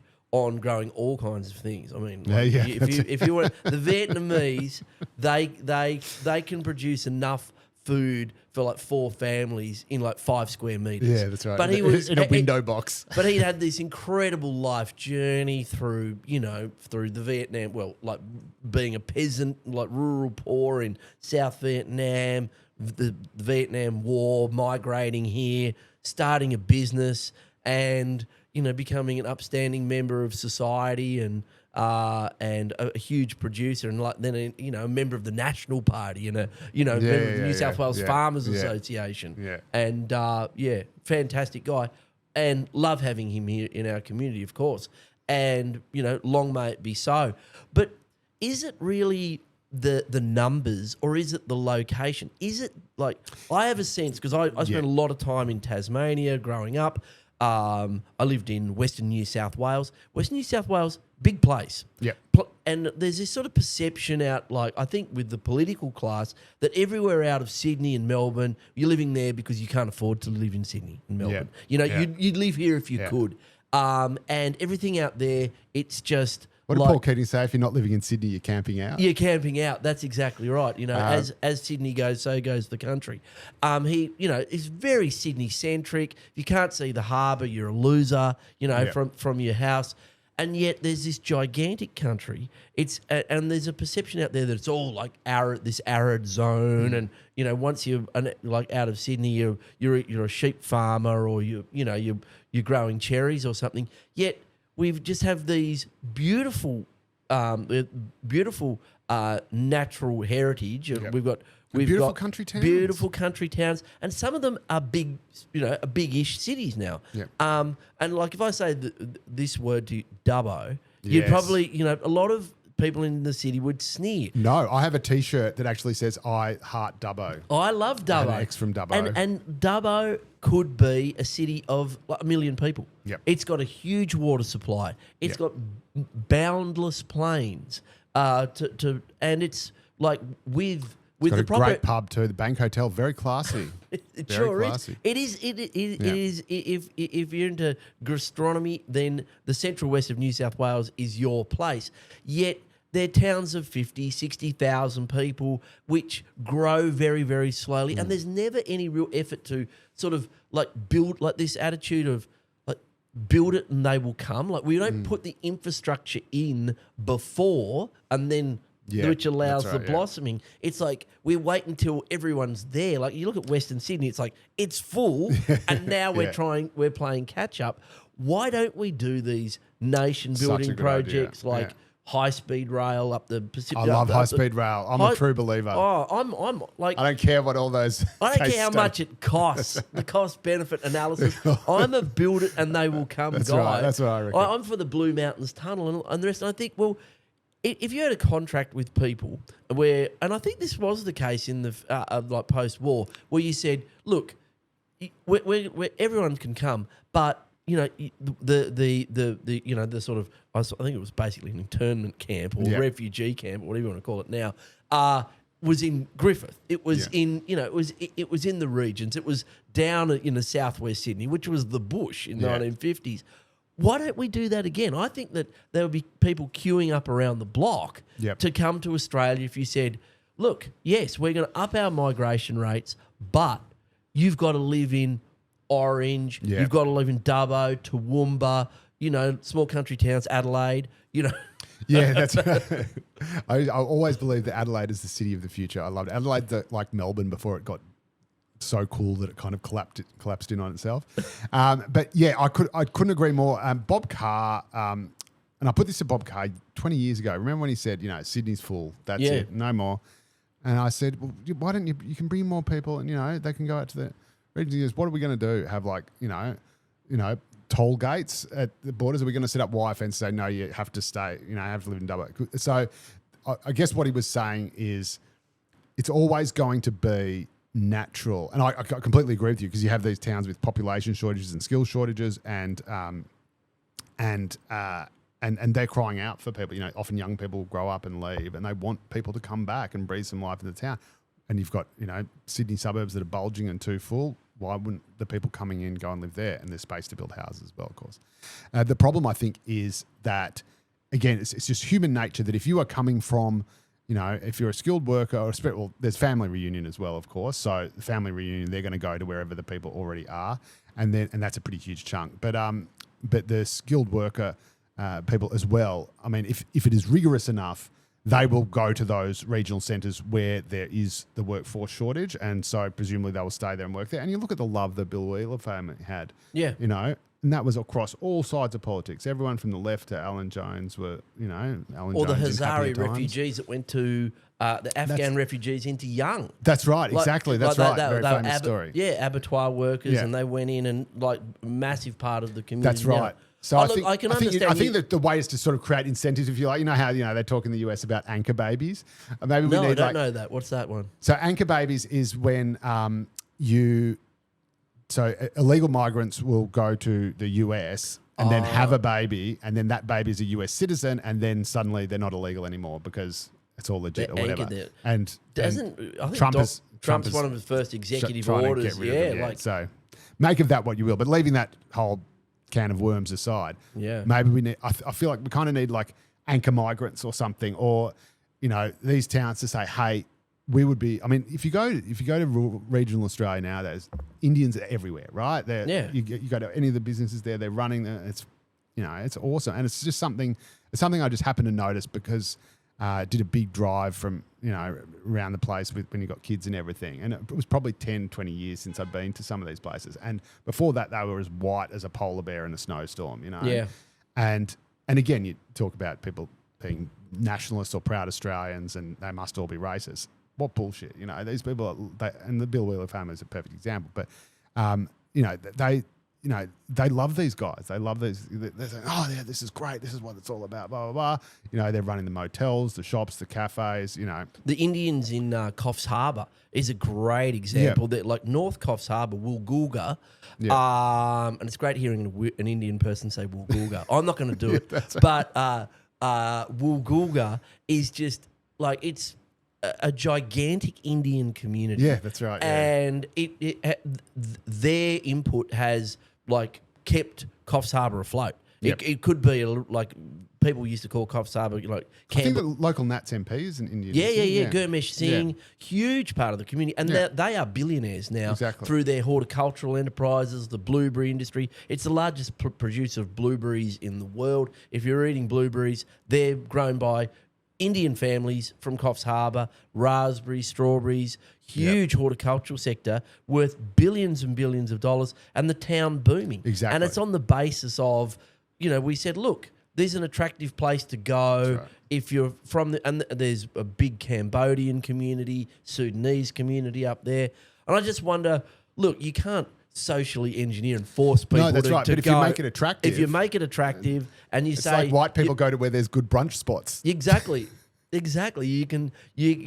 that's right. That's if there's... That's how the whites took over Marrickville. It's right. Exactly. There's wine bars and good cheese that you'll get knocked over in the rush. And that's it. Like, that is actually how a lot of these country towns, advertise themselves. You can get on the Chablis and have some French cheese out here. But But I just think that there's this there's this pile up in Sydney, and the other thing that sort of at that's the demand side, which I do think there's some solutions too, which is go west, and go north, especially in New South Wales, is just. I was for my sins. I was a councillor for 8 years, and a city councillor for 8 years for the Greens. Yep. And my mea culpa was I threw sand in the gears of the planning system for political purposes. Like I made it harder for subdivisions to happen, for plans to be approved, because I thought I was defending the environment or a community, but also I was getting in the paper and defending a community group and all those constituents were voting for you to keep high rise out of there. Yeah, that's right. They didn't want the suburb. They wanted the wetland protected and the less houses. I can remember there was a big push against dual occupancies. So there goes the neighbourhood. There goes the neighbourhood, because on one block, one suburban block, you could have two houses. And I remember someone saying to me, clutching the pearls, going, it'll be a ghetto. And I was going, actually, I live in one of these. And I was going, hold on. And I just think that our planning system is just so bound up in green tape, red tape, and just this armada of consultants and report writers clipping the ticket on the way through. Like, I'm not a like a Doge guy, abolish everything. What's the Argentinian dude, whatever, Millet, abolish the planning department. But I'm a bit sort of year zero, or we could go back and say, hold on, it needs a massive rewrite. It shouldn't take someone 10 years to get a subdivision approved in this state, and that they have to front up $5 million, $10 million, $20 million for 10 years before they get it. I'm not bleeding, I'm not, crying for all the property developers out there, but there's a legitimate gripe there, isn't there? Yeah, definitely. And there's we've seen even in the street that I'm in, it was very leafy. On the furthest outpost of the Inner West Council LGA, and on our street there's been a bit of infilling of houses and stuff, and it looks fine. It's great, and we have had no increase in knife crime. As a result of that, Jeremy, you haven't been mugged yet. I haven't been mugged yet. There is someone who comes. There is someone who comes around every few months and steals all the coins out of the ashtray of the cars. Really? Yeah, we actually had a friend of mine move into the area, and she said, "Oh, I just noticed that I think someone's broken into the car or something. Has this happened to you?" Blah blah blah. And I said, yeah. I said, you just leave the door open, leave a few coins in the ashtray, nobody gets hurt. Just a $5. That's right. Just leave a crayfish. Maybe I should leave more so they don't have to hit as many cars. They come back once. So can you leave a 20 this time so they could just get their hit and get it? But yeah, no, I think that is a very good. I think you could have a presumption, sort of like with bail, but say, because again, you don't want a situation where people are being jailed where there are genuine sort of extenuating circumstances for an otherwise terrible crime or whatever. But you just have a presumption against. So you could have it say, look, if you are on this size block or whatever and you've got this size thing, you can subdivide and that will sort of automatically get approved unless there is, an objection from X, Y, Z or blah, blah, blah, blah. So that would be one way of doing it. And I really like, as someone who grew up in an outer suburb that at the time I thought was just a really miserable, depressing shithole, and I just wanted to get out. And indeed, as soon as I turned, I think, 17 or whatever, I was out like a shot, which I think is a bit unfair to the joint now. But I love seeing, places like, Bankstown or, Blacktown or Liverpool or Penrith or wherever, where, you're seeing these kind of high rise. I mean, Parramatta's a perfect. Go to Parramatta recently. It is a booming metropolis. It's a mega city. It's a mega city, and it just looks unreal. And it just, I mean, I'm a bit of a transport and infrastructure nerd, so this stuff really just gets my rocks off. But, you know, you got the light rail there, whose tracks I illegally drove on for about... I went there for a show that was in the middle of the Diwali festival as well, and there's all these, like, confused people driving, and it was just as they'd shut down all the roads for the light rail testing. And so there was all these... it's all these people just driving around, just parking up trees, anyway. But I did it on the light rail in inner Sydney, in Surrey Hills, just going along, going, "Hey, this is cool." Yeah, there's no traffic, and then, the giant tram comes and runs. Yeah, there's a tram coming over the median strip. But like, because I grew up in Melbourne, so you know, trams really float my boat as well. And I think once a city's got a tram, it's arrived. And so when Sydney got her trams back, I was just wrapped and doubled it. And then Parramatta's going to, and I just sort of, I mean, Parramatta to me just can't sort of boom enough. I mean, I think that's a great thing. And that doesn't mean that places like, you know, the North Sydney Council and Mossman and all that, which are notoriously basically not just dragging the chain, but basically sabotaging the national housing targets. They've met next to nothing while Blacktown is pulling above its weight, like literally 10 to 1, you know. Yeah. So Western Sydney shouldn't have to do all the heavy lifting. But is it true there is now more people living to the west of Parramatta in Sydney than to the east? Is that true? Yeah. So Parramatta is, unless it's changed recently, Parramatta is the demographic capital, the demographic centre of Sydney. So if you look at the entirety of the Sydney population, the east is basically just this sort of tiny insignificant slither. And Parramatta is the sort of beating heart. And so there's this kind of 3 CBD strategy. So it's the Harbour CBD, which is the existing one, and then you've got the Western Sydney CBD and then Parramatta, and then it's Penrith at Parklands. I think it is. So it sort of goes like ... across the one beautiful straight line, like like Orion's belt. Oh, beautiful. So you do it that way. You are a transporter. Oh, it's just terror. It's terror, yeah. The Perrottet was all for it. And then there was a bigger thing where you have the 3 CBDs, which is Penrith, Parramatta and Sydney, Old Sydney. And then you'd have the 3 cities, which is obviously Newcastle, Sydney and Wollongong. So you have the sort of 3 across this sort of axis. Perrottet is he's a massive transmitter like this. And of course it had the fast train. You have the very fast train linking up. To their credit, the coalition did... Look, like I argued for 15 years when I was out west for the Blue Mountains Tunnel because it was like it's really only about 30 kilometres to get through the Blue Mountains. We say the Blue Mountains. It's a low hill. It's not in no other country would it rate as a mountain. Yeah. It's made out of sandstone, and on the other side of it are 1 billion so square. You dig through it with a spoon. Yeah, you can. Like the convicts, dug through it with just bare hands, I think, and to their teeth if they had them. But they had a vision for the Blue Mountains Tunnel to basically take the pressure off Penrith, and so that when you do have Parramatta and Penrith as these huge cities, people can live out west. They can get on a high-speed train through the Blue Mountains. I got on Twitter and asked Elon Musk, actually. I said, how much for your boring company to do this? Because it was priced at like $6 billion. And he said, I'll do it for $1 billion. He replied to me. Amazing. Said, I'll do it for $1 billion. Yet, and the coalition, to their credit, said, yes, we're going to do it. The Minns government came in and said, no, we're not going to do it at all. So there's this west of the Blue Mountains. I seem to recall they won a marginal seat called Macquarie in that area. That's right. And there's this highway to nowhere.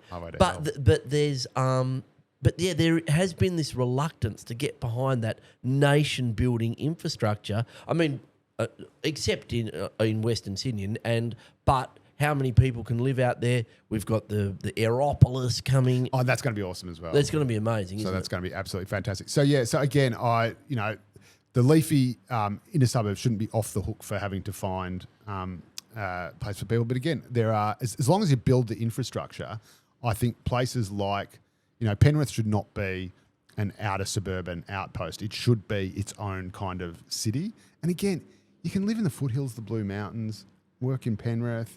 I mean, that's paradise. Yeah, beautiful. Right? And again, Parramatta likewise should be its own kind of city. So, So we can do that. It just requires a bit of vision, I think. One of the things that really irritates me about planning law and also the environment movement was their inability to see the opportunity in rural Australia for, like, under zoning laws in Australia. I'm going to digress here, but it's one for the planning wonks. But in rural Australia, if you've got a rural zoning, like which in New South Wales is about like 75%, like other than national parks and the cities, it's about 75% rural zoning.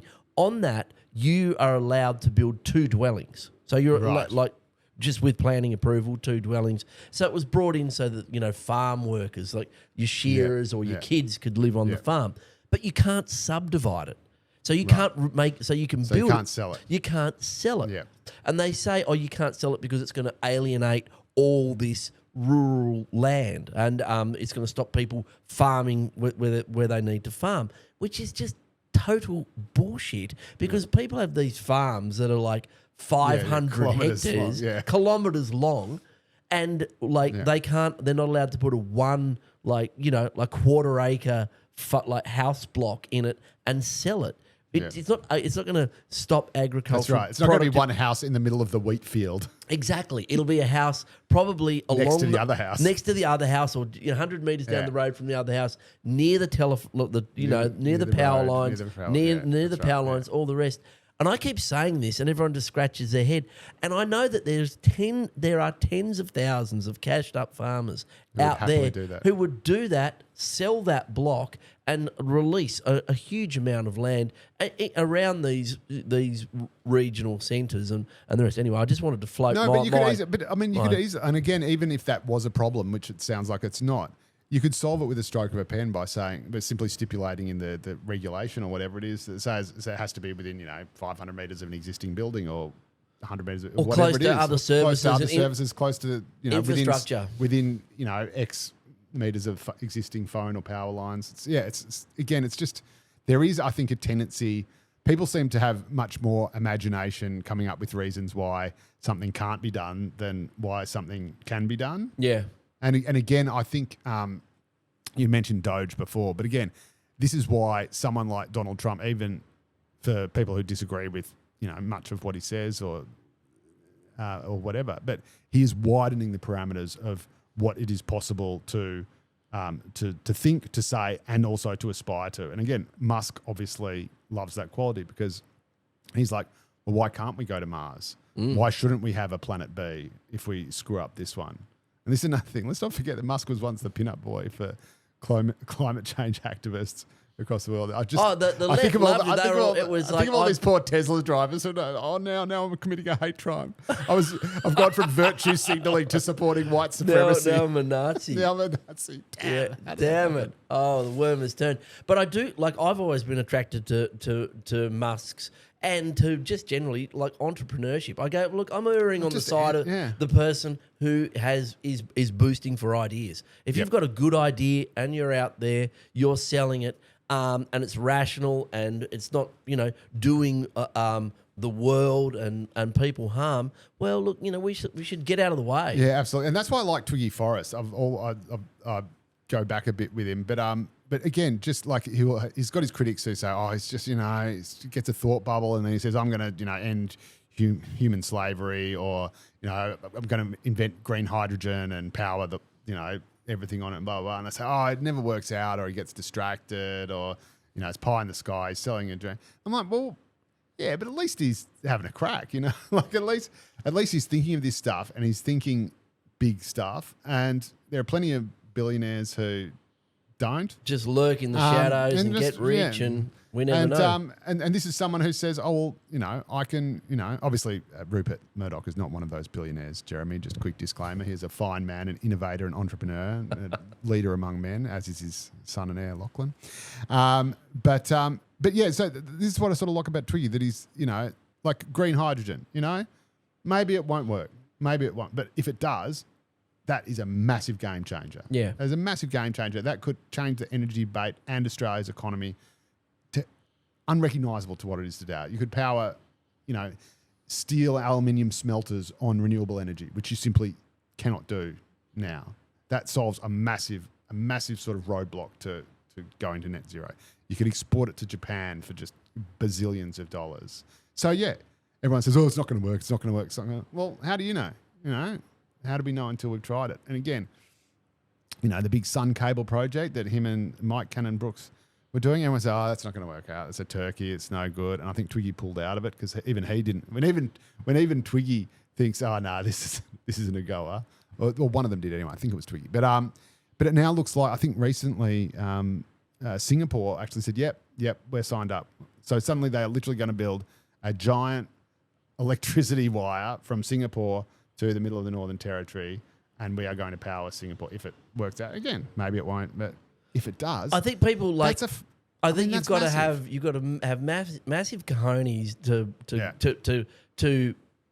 to float these ideas. You've got to get out there, and I always give credit to people for doing it. Like I remember, reading about Tesla and the first Gigafactory, and I was just like I just couldn't believe that someone has the wherewithal to put all those pieces together to commit that way when so many things like a war or climate some disaster or some depression hits or something like that.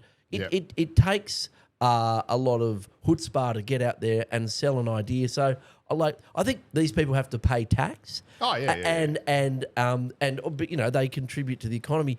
But how much say should our billionaires have in our democracy? There's a big push in Australia to cap political donations. The Teals have really ridden that climate, integrity in politics, the sort of Me Too movement in on money from billionaire money. Yeah. And the left sort of goes, but these people have got integrity, so that's okay. You can only take money from billionaires with integrity. They've checked off the integrity box. The integrity box. Yet the other billionaires, well, they're from the evil empire. Yep. They're not allowed to play, or they shouldn't play, or we don't believe.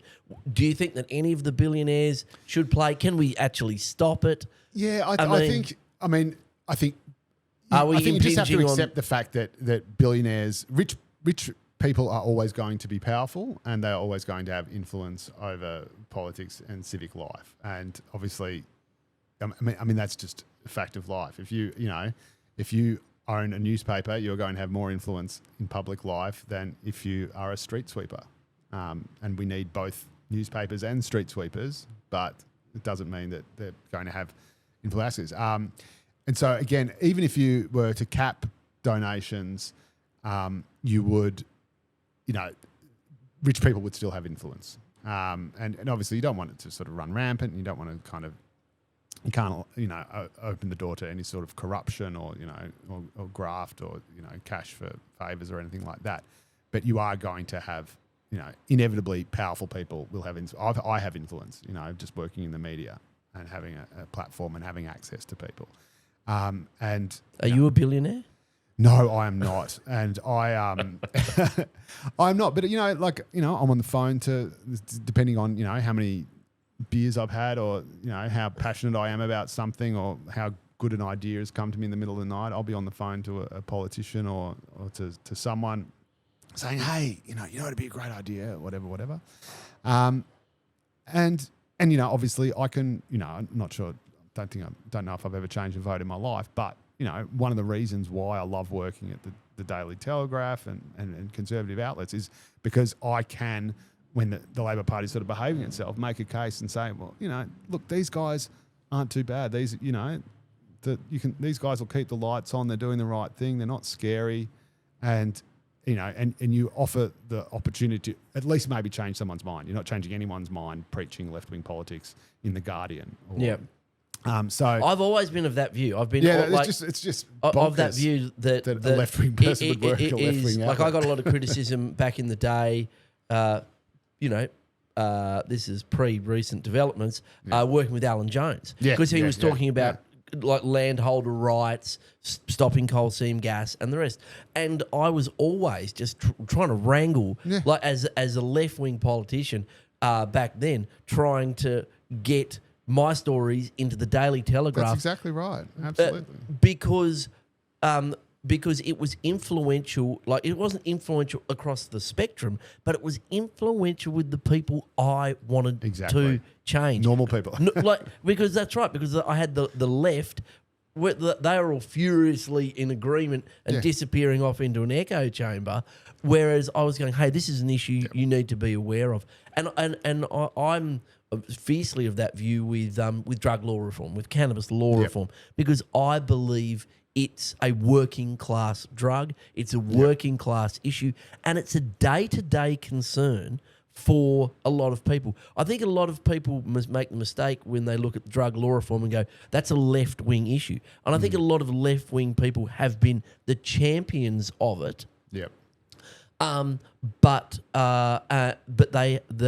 in reality, it needs to be the conversation needs to happen in some of those more conservative working class forums, because it is the working class that get caught in the gears of the criminal justice system that end up that are involved in the illicit drug trade and who are impacted by drug misuse. And drug misuse exists, and they're less liable to be able to get assistance. And I think I'm interested in your view, but I think that drug law reform is a massive opportunity for politicians to do something that appeals to the working class. I think the moral panic around drugs is gone, and especially with cannabis, I think that there's an opportunity for politicians to sort of act in this space, and it's like, especially with the emergence of and the proliferation of medicinal cannabis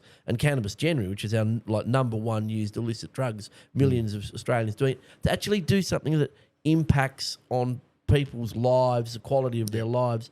What's your view? Yeah, I think leaving aside all the other drugs and just talking about cannabis, I think, and that's what I'm talking about. Like our political party is only focused really on the legalisation of cannabis. That's our ban. We want to see we want to see a change in attitudes in drug law reform, but our singular policy and platform is ultimately the legalisation of cannabis for adult use, and that's it. That's it. Yeah, exactly. So once we've done that, we're and retired. I think that is pretty. I think that is a pretty sort of mainstream thing. I mean, I think it's almost sort of farcical that it occupies. I think you could firstly you can make the argument that it has already sort of been decriminalised by stealth by both the drug courts that the previous Labor government brought in and Dominic Perrottet, who has been really good on this. Again, just very quietly kind of said, look, it's technically still legal, but it's not criminal, and as long as you say you'll go to the doctor and get help or something or whatever, you're not going to end up in the criminal justice system. And I think there is we already have an overstretched criminal justice system. The last thing you want is stoners, rocking up to court, wasting the court's time when they could be putting away, serious criminals who may well be out on bail. So I think that there's that argument there, and I think people do just see cannabis as a very benign drug. I think people were sceptical about I was probably sceptical about the medicinal cannabis thing, despite smoking a huge amount of it, and maybe because of smoking a huge amount of it in my wayward youth, because I thought, this is just people who want to get smoke for free, and it's just like 25-year-old tradies. They just don't want to pay $25 a gram. Well, we've seen there's figures out that show that the average age of the person who's on a script for medicinal cannabis is in their 40s, and there's millions in Australia now. Yeah. But since then, I've known people who, my best mate, in fact, has to take it medicinally. He's a quadriplegic, and there's relief that it can provide that other conventional drugs just don't. So that's all fine and well good. And again, it's a benign. I remember at uni, someone the uni paper before our gang took it over said, just a reminder, the only lethal dose of cannabis is a 1-ton block of hash being dropped on your head from a 10-story building. And it's sort of true. Like whereas other drugs can much more easily be misused and abused, I think there's a thing that cannabis, maybe it's not particularly good for you. It's obviously not too good for you to smoke too much of it. I ended up quitting it because I thought, decided to become an alcoholic instead. But I thought I thought I'd sort of get myself together when I was finishing uni and diversify. Yeah, and maybe just to make me less lethargic or something. But it's a victimless drug at worst. It's a victimless drug. It doesn't really hurt anybody. It makes you like Pink Floyd a bit more. You know, like no one's getting high on dope and running around holding up it lifts your 7-Elevens. hedonic tone. It lifts your hedonic tone, and that's right. And I think it's an upper rather than a downer, which booze is, and booze is legal. So why not? And we've got this massive social laboratory, don't we? Like Trump and Harris both ran at their national elections on a legalisation platform. That's right. And you've got these laboratories in the United States where the sky hasn't fallen in. I mean, I think there's some jurisdictions where they mixed up decriminalisation of harder drugs, so like meth and other things, with legalisation of cannabis, which might have been problematic. And meth is the one thing. Like I obviously had a very wayward youth, did pretty much everything under the sun.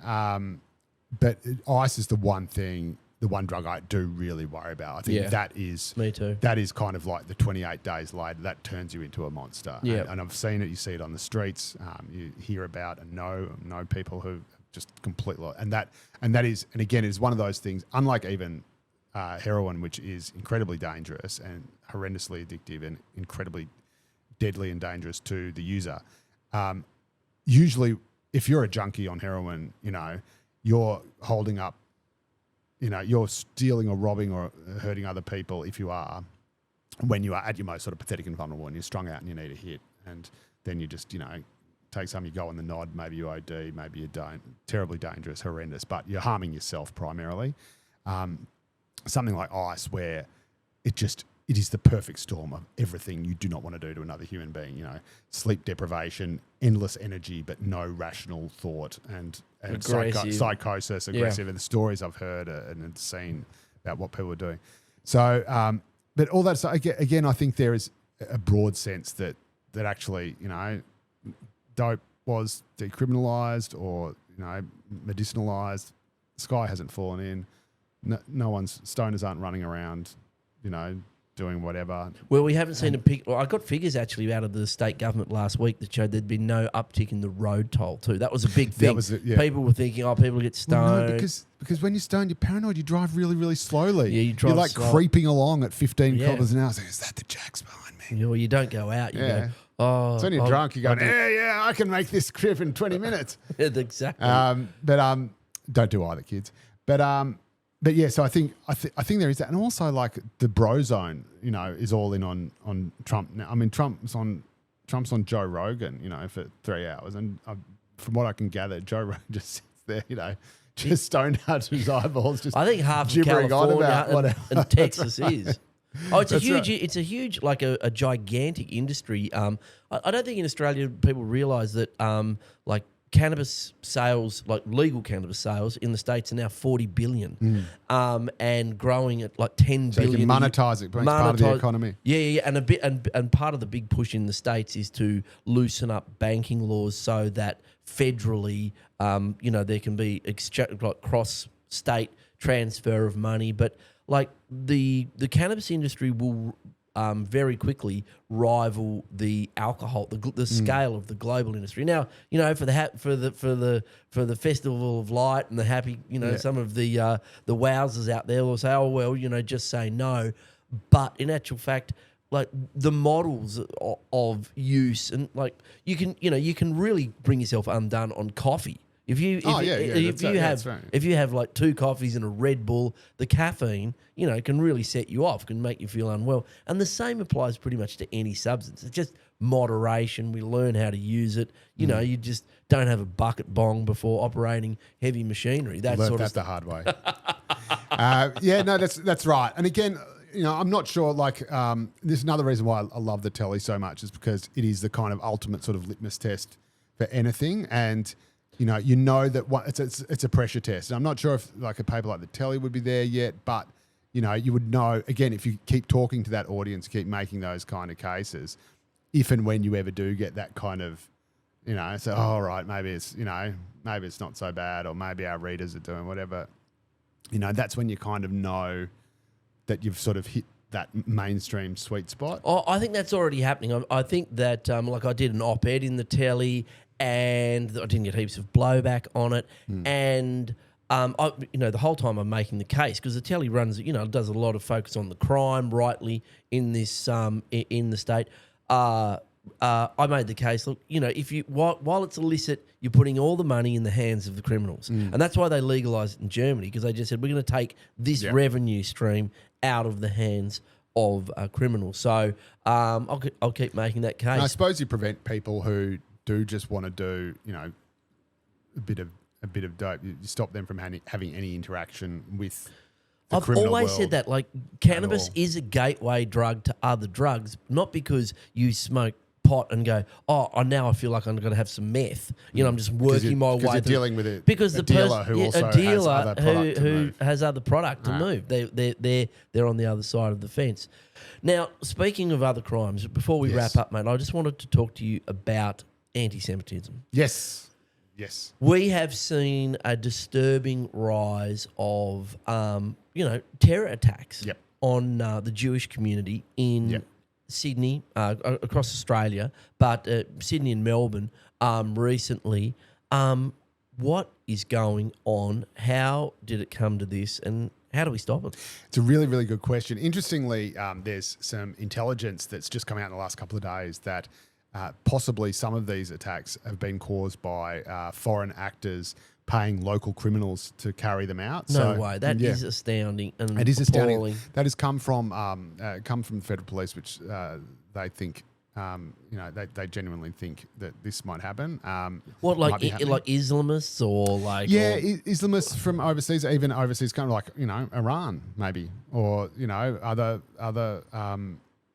countries that or organisations that want to see Jews terrified and scared. It's interesting because you sort of wonder, well, what purpose do you think that's serving? Surely that actually would create more sympathy and support for the state of Israel. And so, again, I think that, a lot of these things, it actually comes from a sort of primal, just sort of hatred. And it's certainly not strategic. No, that's right. Because when you've burnt down a childcare centre, when you've attacked, an advocate for their community in their home, I'm surprised you haven't lost everyone. That's right. Even the people on your side. That's exactly right. And that's why I think it's very important to recognise that anti-Semitism is a very specific type of prejudice. So people say, I condemn anti-Semitism and I condemn Islamophobia as well. I condemn them both. But they're not actually the same thing. People might be Islamophobic because of a misunderstanding of what Islam is, or an ignorance of what Islam is, or a genuine engagement. Maybe they're, studying the Quran and going, holy crap, this is terrible, And again, you can look in any text, any religious text and probably find some pretty bad stuff there and find reasons not to like that religion. But it is at least based in the real world. However wrong or offensive or mean or nasty these people might be, it's, they're engaging with events in the real world. They say, all Muslims are terrorists. Well, that's not true, but at least they're talking about terrorism that is happening on planet Earth. Anti-Semitism is basically constructed entirely around a completely fictitious, imaginary conspiracy theory about Jews being both, subhuman animals, and that's how they were characterised by the Nazis famously, and have been by other cultures and other regimes, but also a secret cabal that's running the world. So, and even you go back to medieval times, blood libel, that Jews were secretly killing people's babies and drinking their blood, because that's how, it's horrible to even say this stuff. And then you got, the complete fabrication of, the book, the Protocols of the Elders of Zion. This is a spoof. This has happened right throughout history. I mean, there have been periods in history where kind of racism, or even the concept of race, it was argued, didn't even really exist. Like the Roman Empire, they would take people as slaves all over, treat them appallingly, crucify them if they got out of line.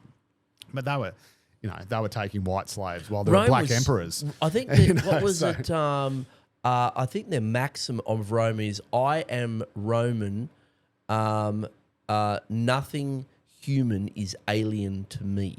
That's right. That was their maxim. The great universalist. And so once you regime. were a Roman, That was it. That's that was right. it. Once you weren't a slave in Rome, of course, you were a slave. Well, you were. Yeah, you that's know, right. But Rome was famous for having, like Roman emperors who were Croatian or German or, That is exactly right. And they were relatively tolerant of Jews as well until they rose up in Israel, in Jerusalem, and they had to be slaughtered in there, hundreds of thousands. But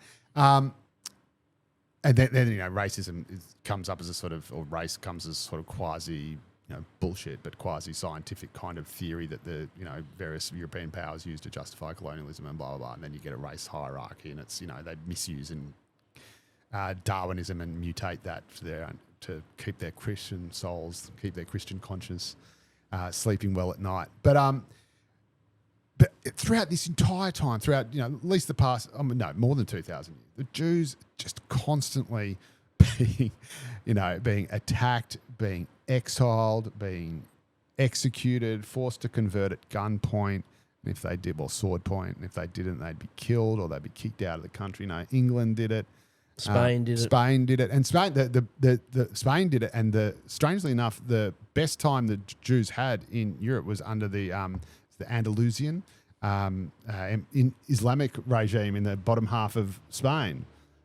So that was actually their safest until Israel. That was the safest they'd ever been. I think it's the Sephardic Jews in Toledo and places like that. There you go. But again, so. Not to bang on and on, but again, all this stuff. But throughout all this time, there was these people are not quite right. They're not quite human. But the hatred was an artifice. It was a construct, and it was that's right. And so you can't sort of understand. You can't just sort of treat anti-Semitism as just another type of racism or xenophobia. There are people who will be, generally, if you're a racist towards pretty much everyone who's not your race. It's everyone else is blah, blah, blah. Equal opportunity. And that's right. And you could say that the Nazis were racist towards other races as well. They didn't like Jesse Owens They weren't showing very them up nice at the to Olympics. the Slavs. That's right. Say.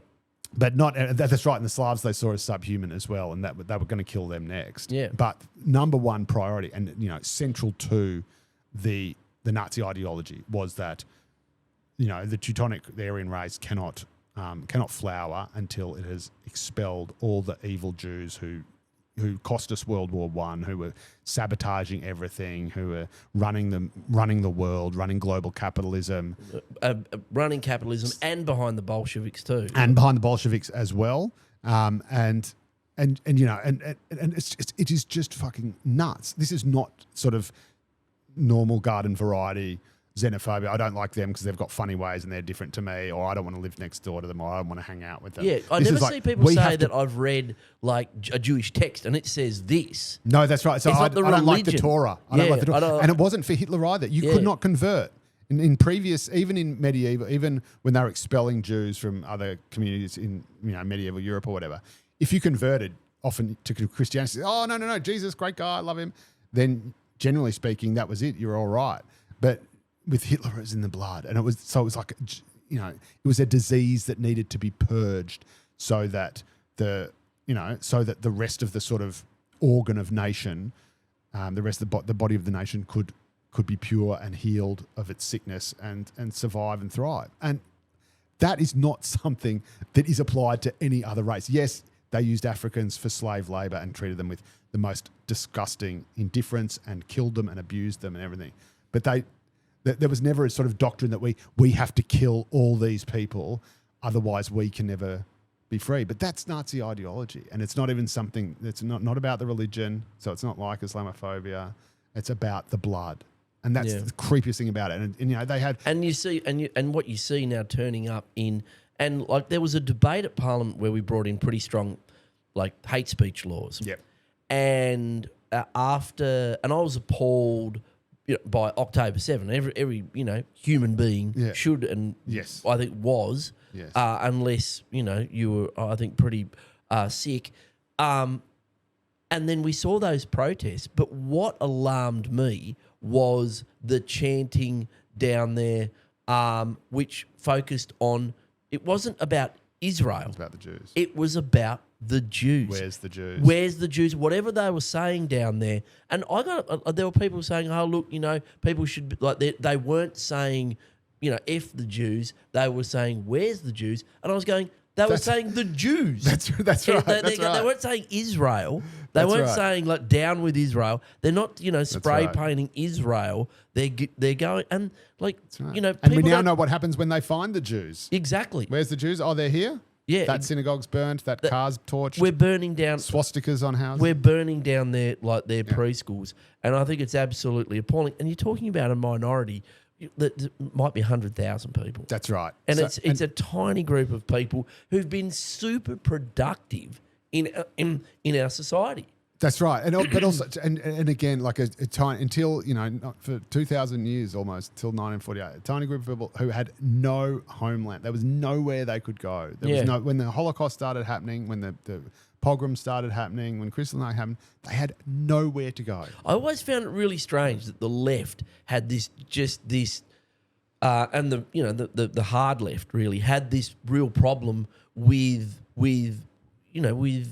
anti-Semitism, and you saw it again. You saw it in the Labor Party in the UK. You've seen it in other left-wing parties around the place.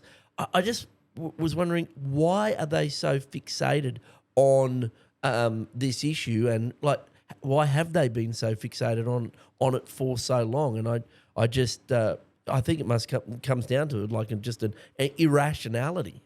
Yeah, I think it comes down, I think, to, I think one is, I suppose there's despite the fact there were many, one of the reasons Hitler hated the Jews is because they were part of the Novembrists, as they're called, Decembrists, the German Revolution, the Socialist Revolution in 1918 that was very left-wing, and there are a lot of Jews that remember that, and so he associated them with, extreme left politics, with Bolshevism, like you said. And yet suddenly now you have the extreme left turning against it. Russia and the USSR has always had a really big problem with how it feels about the Jews. Russia was incredibly, of course, anti-Semitic under Tsarist rule, and again, you could argue, the communists weren't much better.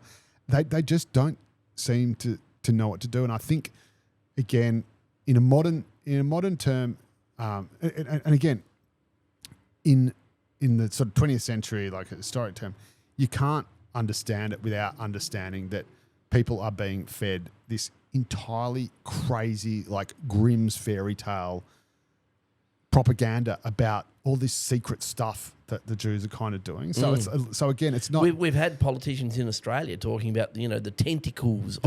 That's right. Disgraceful. Like disgraceful tropes. That's right. And so again, when you hear people talking about, I think Marx, who I think it might have even been half Jewish himself, but I think once said, and what do we do about the Jewish question? This is in one of his endless impenetrable writings about how to create the perfect society, and what do we do about the Jews? And again, I think all of that has to be founded in the fact that this is this kind of almost quasi-alien cabal of people who can run the world and pull all these secret levers, who could potentially undermine our regime because they run, and the idea they run global capital or whatever. So the left's going to have a problem with them for that. They're Rothschilds, So again, you can't actually understand any of these attitudes, I think, without understanding that it is all founded in this completely bonkers conspiracy theory, this complete fabrication, which even if you even if you don't buy any of that, even if you don't believe any of that, even if you're rational lefty or whatever, you think that's all a lie or whatever. I think so much of you absorb so much of it from that thing, like the idea that Jews are all rich, or that they love money, or they're money lenders, or never mind the fact that the Christians brought them in to be money lenders because they weren't allowed to, and blah blah blah blah. So they're sort of using them as a proxy, but or whatever. I think that kind of seeps out from that, and so that explains some. I think that explains some of the old sort of prejudice or whatever the left has had with it. But I think the modern hatred of Jewishness or Israel is really wrapped up in identity politics, and so I think there's a thing I call the outrage TARDIS, which is that every every generation of young people is going to need to be outraged about something. Everyone needs a revolution, right? They make jokes about, Paris needs to have a revolution every 20 years, and it's a generational thing. And I was a young student socialist, leading rallies and stuff. I can't even remember what I was angry about now. It was VSU upfront fees. I was angry about HECS before that. Now I support that. And we didn't like the deferred fees. Then we didn't like the upfront fees. And then we thought, rich people shouldn't pay fees at all to go to university. But the things as we get, as society by and large gets more and more progressive, there gets less and less to protest about. So you have to get angrier and angrier. You've still got the same amount of anger, but less to be angry about. And obviously, colonization and post-colonialism and all that stuff. In the 60s, you could jump up about that, French in Indochina and the Vietnam War and everything. And that's all gone now. That's all done and dusted. And so I think the left sort of look around for a sort of white on black or white on brown kind of colonial outrage that they can... Power imbalance that they could say that they can, fight against. It's like, how trans rights is... Now we've got same-sex marriage done. Now trans rights is what we're all going to get exercised about, and it's taking over all this sort of... I'm all for it. But the amount of attention and outrage and activism that it attracts, whereas just even 10 years ago, people would hardly have, it would have been just a counterculture issue or just something that people quietly got on with or whatever and did. But now it's something that, everyone's got You're taking to the streets about. You're taking to the streets about it, and everyone's got to have a position on it. If you don't have the right position on it, you're a Nazi, whatever. You've got to have a position immediately too. It's like you might not have thought about the black this. and white vision. Yeah. Either they're women or they're not. It's yeah. Anyway, but so again, I think all this kind of simplicity, all this, white colonial oppressor versus, indigenous oppressed, they just take that. They've just sort of got this template and they're just looking for somewhere to put it. And they, and they look at Israel, and if you sort of just move it around, twist it around a bit and just sort of jam it in there like a jigsaw puzzle piece that doesn't quite fit, you can kind of apply that prism to it, apply that template to it. And so suddenly the Jews are now the white adjacent, despite the fact that, the West has oppressed Jews throughout the West's entire history. But the Jews are now white adjacent, so they're basically white. Yep. We'll call them white. And then the Palestinians are the poor local native population that's being exploited and genocided. And it's the new South Africa as well. We need an apartheid to campaign against. There it is. It's in Israel. And so I think it's that. And, the fact you've got Netanyahu in charge probably doesn't help. But, I think either way, and you see it sort of all the time. I speak all the time to really progressive left-wing Jews who are like, hang on, I was with you guys. What are you talking about? Well, we were all on the same side, and now you're saying I have to be, you're doxing me because I support a Jewish homeland. And so I think that's what it is. I think it is always looking for oppression. Israel's right to defend itself. That October the 7th was a declaration of war, and that the Israel was going. It was like if you'd sat back and asked a lay analyst, if you do this, do you think that Israel will defend itself and do so in a violent and comprehensive way? Like, it was just so obvious that was the intent. That's right, and I think it was the deliberate intent, and it was Hamas obviously trying to provoke, and I think this is why a regional war or a reaction by Israel that was so ferocious that it actually turned international support even further against Israel, and I think that is probably why the attacks, why they didn't just go after military figures, that they killed hippies, killed babies, killed hippies, killed children, like the thing raped women. Yeah, they're so appalling. It was like, and so kids at a bush. They were like, these were the legalized cannabis people, just butchered. That's right. And it was an atrocity designed to create I think that's a right. massive response. That's right. A regional war. A regional war. Also, obviously Iran had its fingerprints all over it and was funding and supporting it, and they are the only Shiite state in a Sunni region, and Israel was about to, under the Abraham Accords, was about to sign a treaty or a deal with Saudi Arabia, which would have allowed travel between the two countries. And of course, Iran wanted to sabotage that because the last thing Israel's enemy wants is for it to be accepted among the rest of the Arab world. So that's a remarkable point that's lost in this is people say, what are we doing about it and all the rest? And I just always ask, well, what's Egypt doing about it? Like the war in Gaza. Yeah. You've got but also, what can we do about it? Yeah, what can we do? But for those people who are, concerned, and everyone's appalled by the loss of life. There's no doubt about it. And Israel's response has been comprehensive, brutal. A lot of people have died, but that is what happens in wars. But what is Egypt doing? You've got a gigantic economy right next door, and they're hands off as well. And it's clearly that they're not going to empower one of Iran's proxies Hamas in this fight. That's exactly right. They're happy to see Hamas. And Hamas doesn't even want them to, I don't think, because, part of the strategy, I think, and this is why the Palestinians are so just horrendously long-suffering, and they've really just been sold a pup.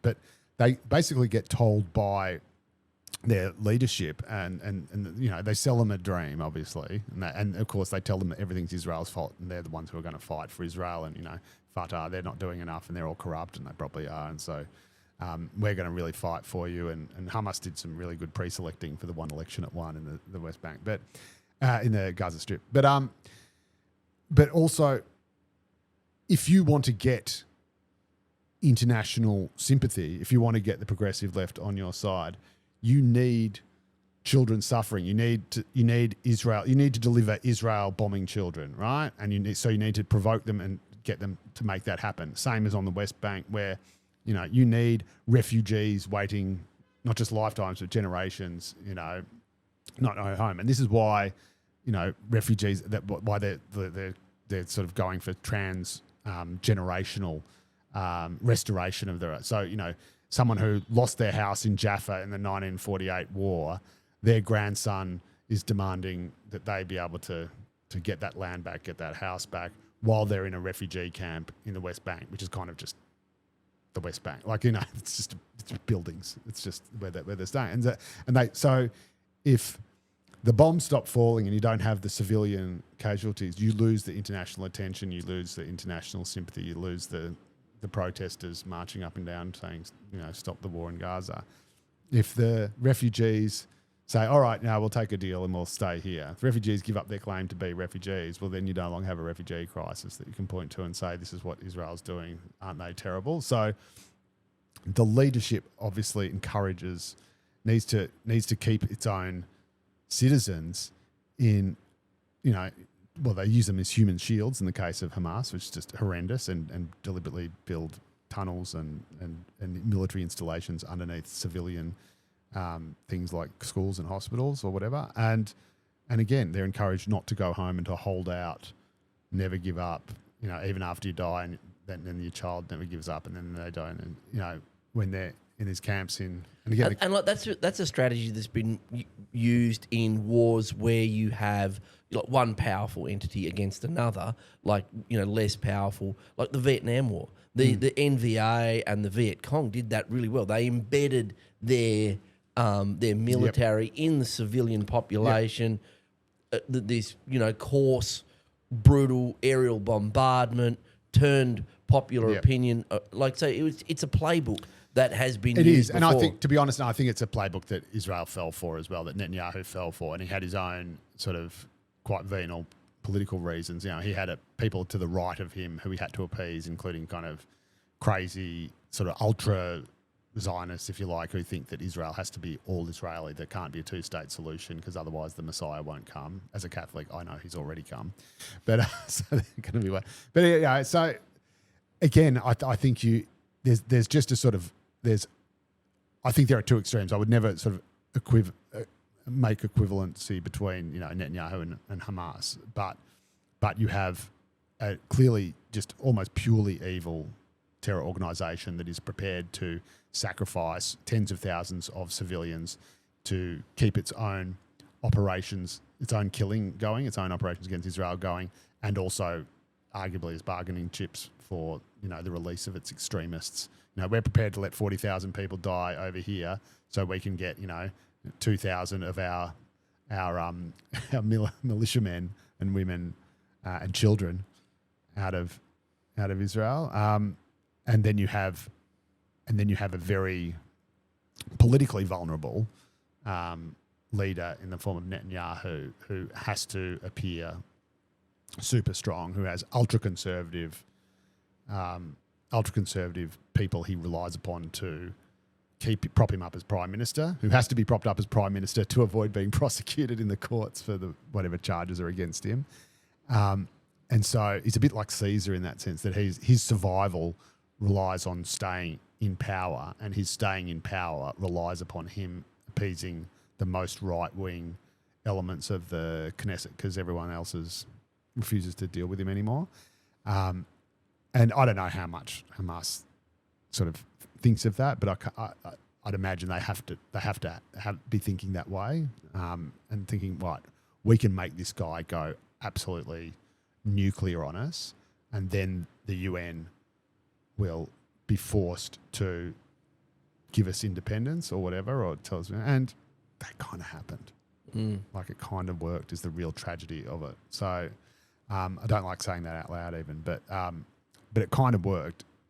Although I think, being the UN, it'll just keep going on, and how a practical solution, two-state solution would work is still as impenetrable as ever. So God knows, nothing will actually come of it. The real tragedy is, in fact, probably just changes absolutely nothing, achieves absolutely nothing, except leaves both sides just horrendously worse off, and tens of thousands of people dead. So well done, Orr. Well done, everyone. Good just on you. An appalling situation, and it's terrible to see it playing out. The the suggestion that that anything that's happening in Sydney with the anti-Semitism is helping. That's right. And then you think, okay, right, and how are you going to fix it? Oh, we're going to keep protesting even after the ceasefire. How are you going to fix it? Oh, we're going to draw a swastika on a Jewish childcare centre. What do these? What do you think? It is honestly, it is like a toddler rocking up to a bloody, rocket scientist laboratory thing, whatever they call it. Say, I'll build it for you. Yeah. It's like, mate, this is not. Yeah, not very complex and super unstrategic. Look, Joe, thank you so much for your insights. Jeremy, it's been an absolute pleasure, my friend. No, it's come very easy. We've discussed a lot of topics, super interesting. As I say, you're prolific, you're a polemicist, you're a pundit, and I managed to sound like I was stoned without actually being stoned. I know, it was amazing. I know. Yeah, man, you know what you should do. No, we've got the air diffuser going over there, so that's just you're just getting it by osmosis. There you go. But we really appreciate you coming into the weeds, mate, and love to get you back on a bit closer to the election. So anytime. Thanks very much.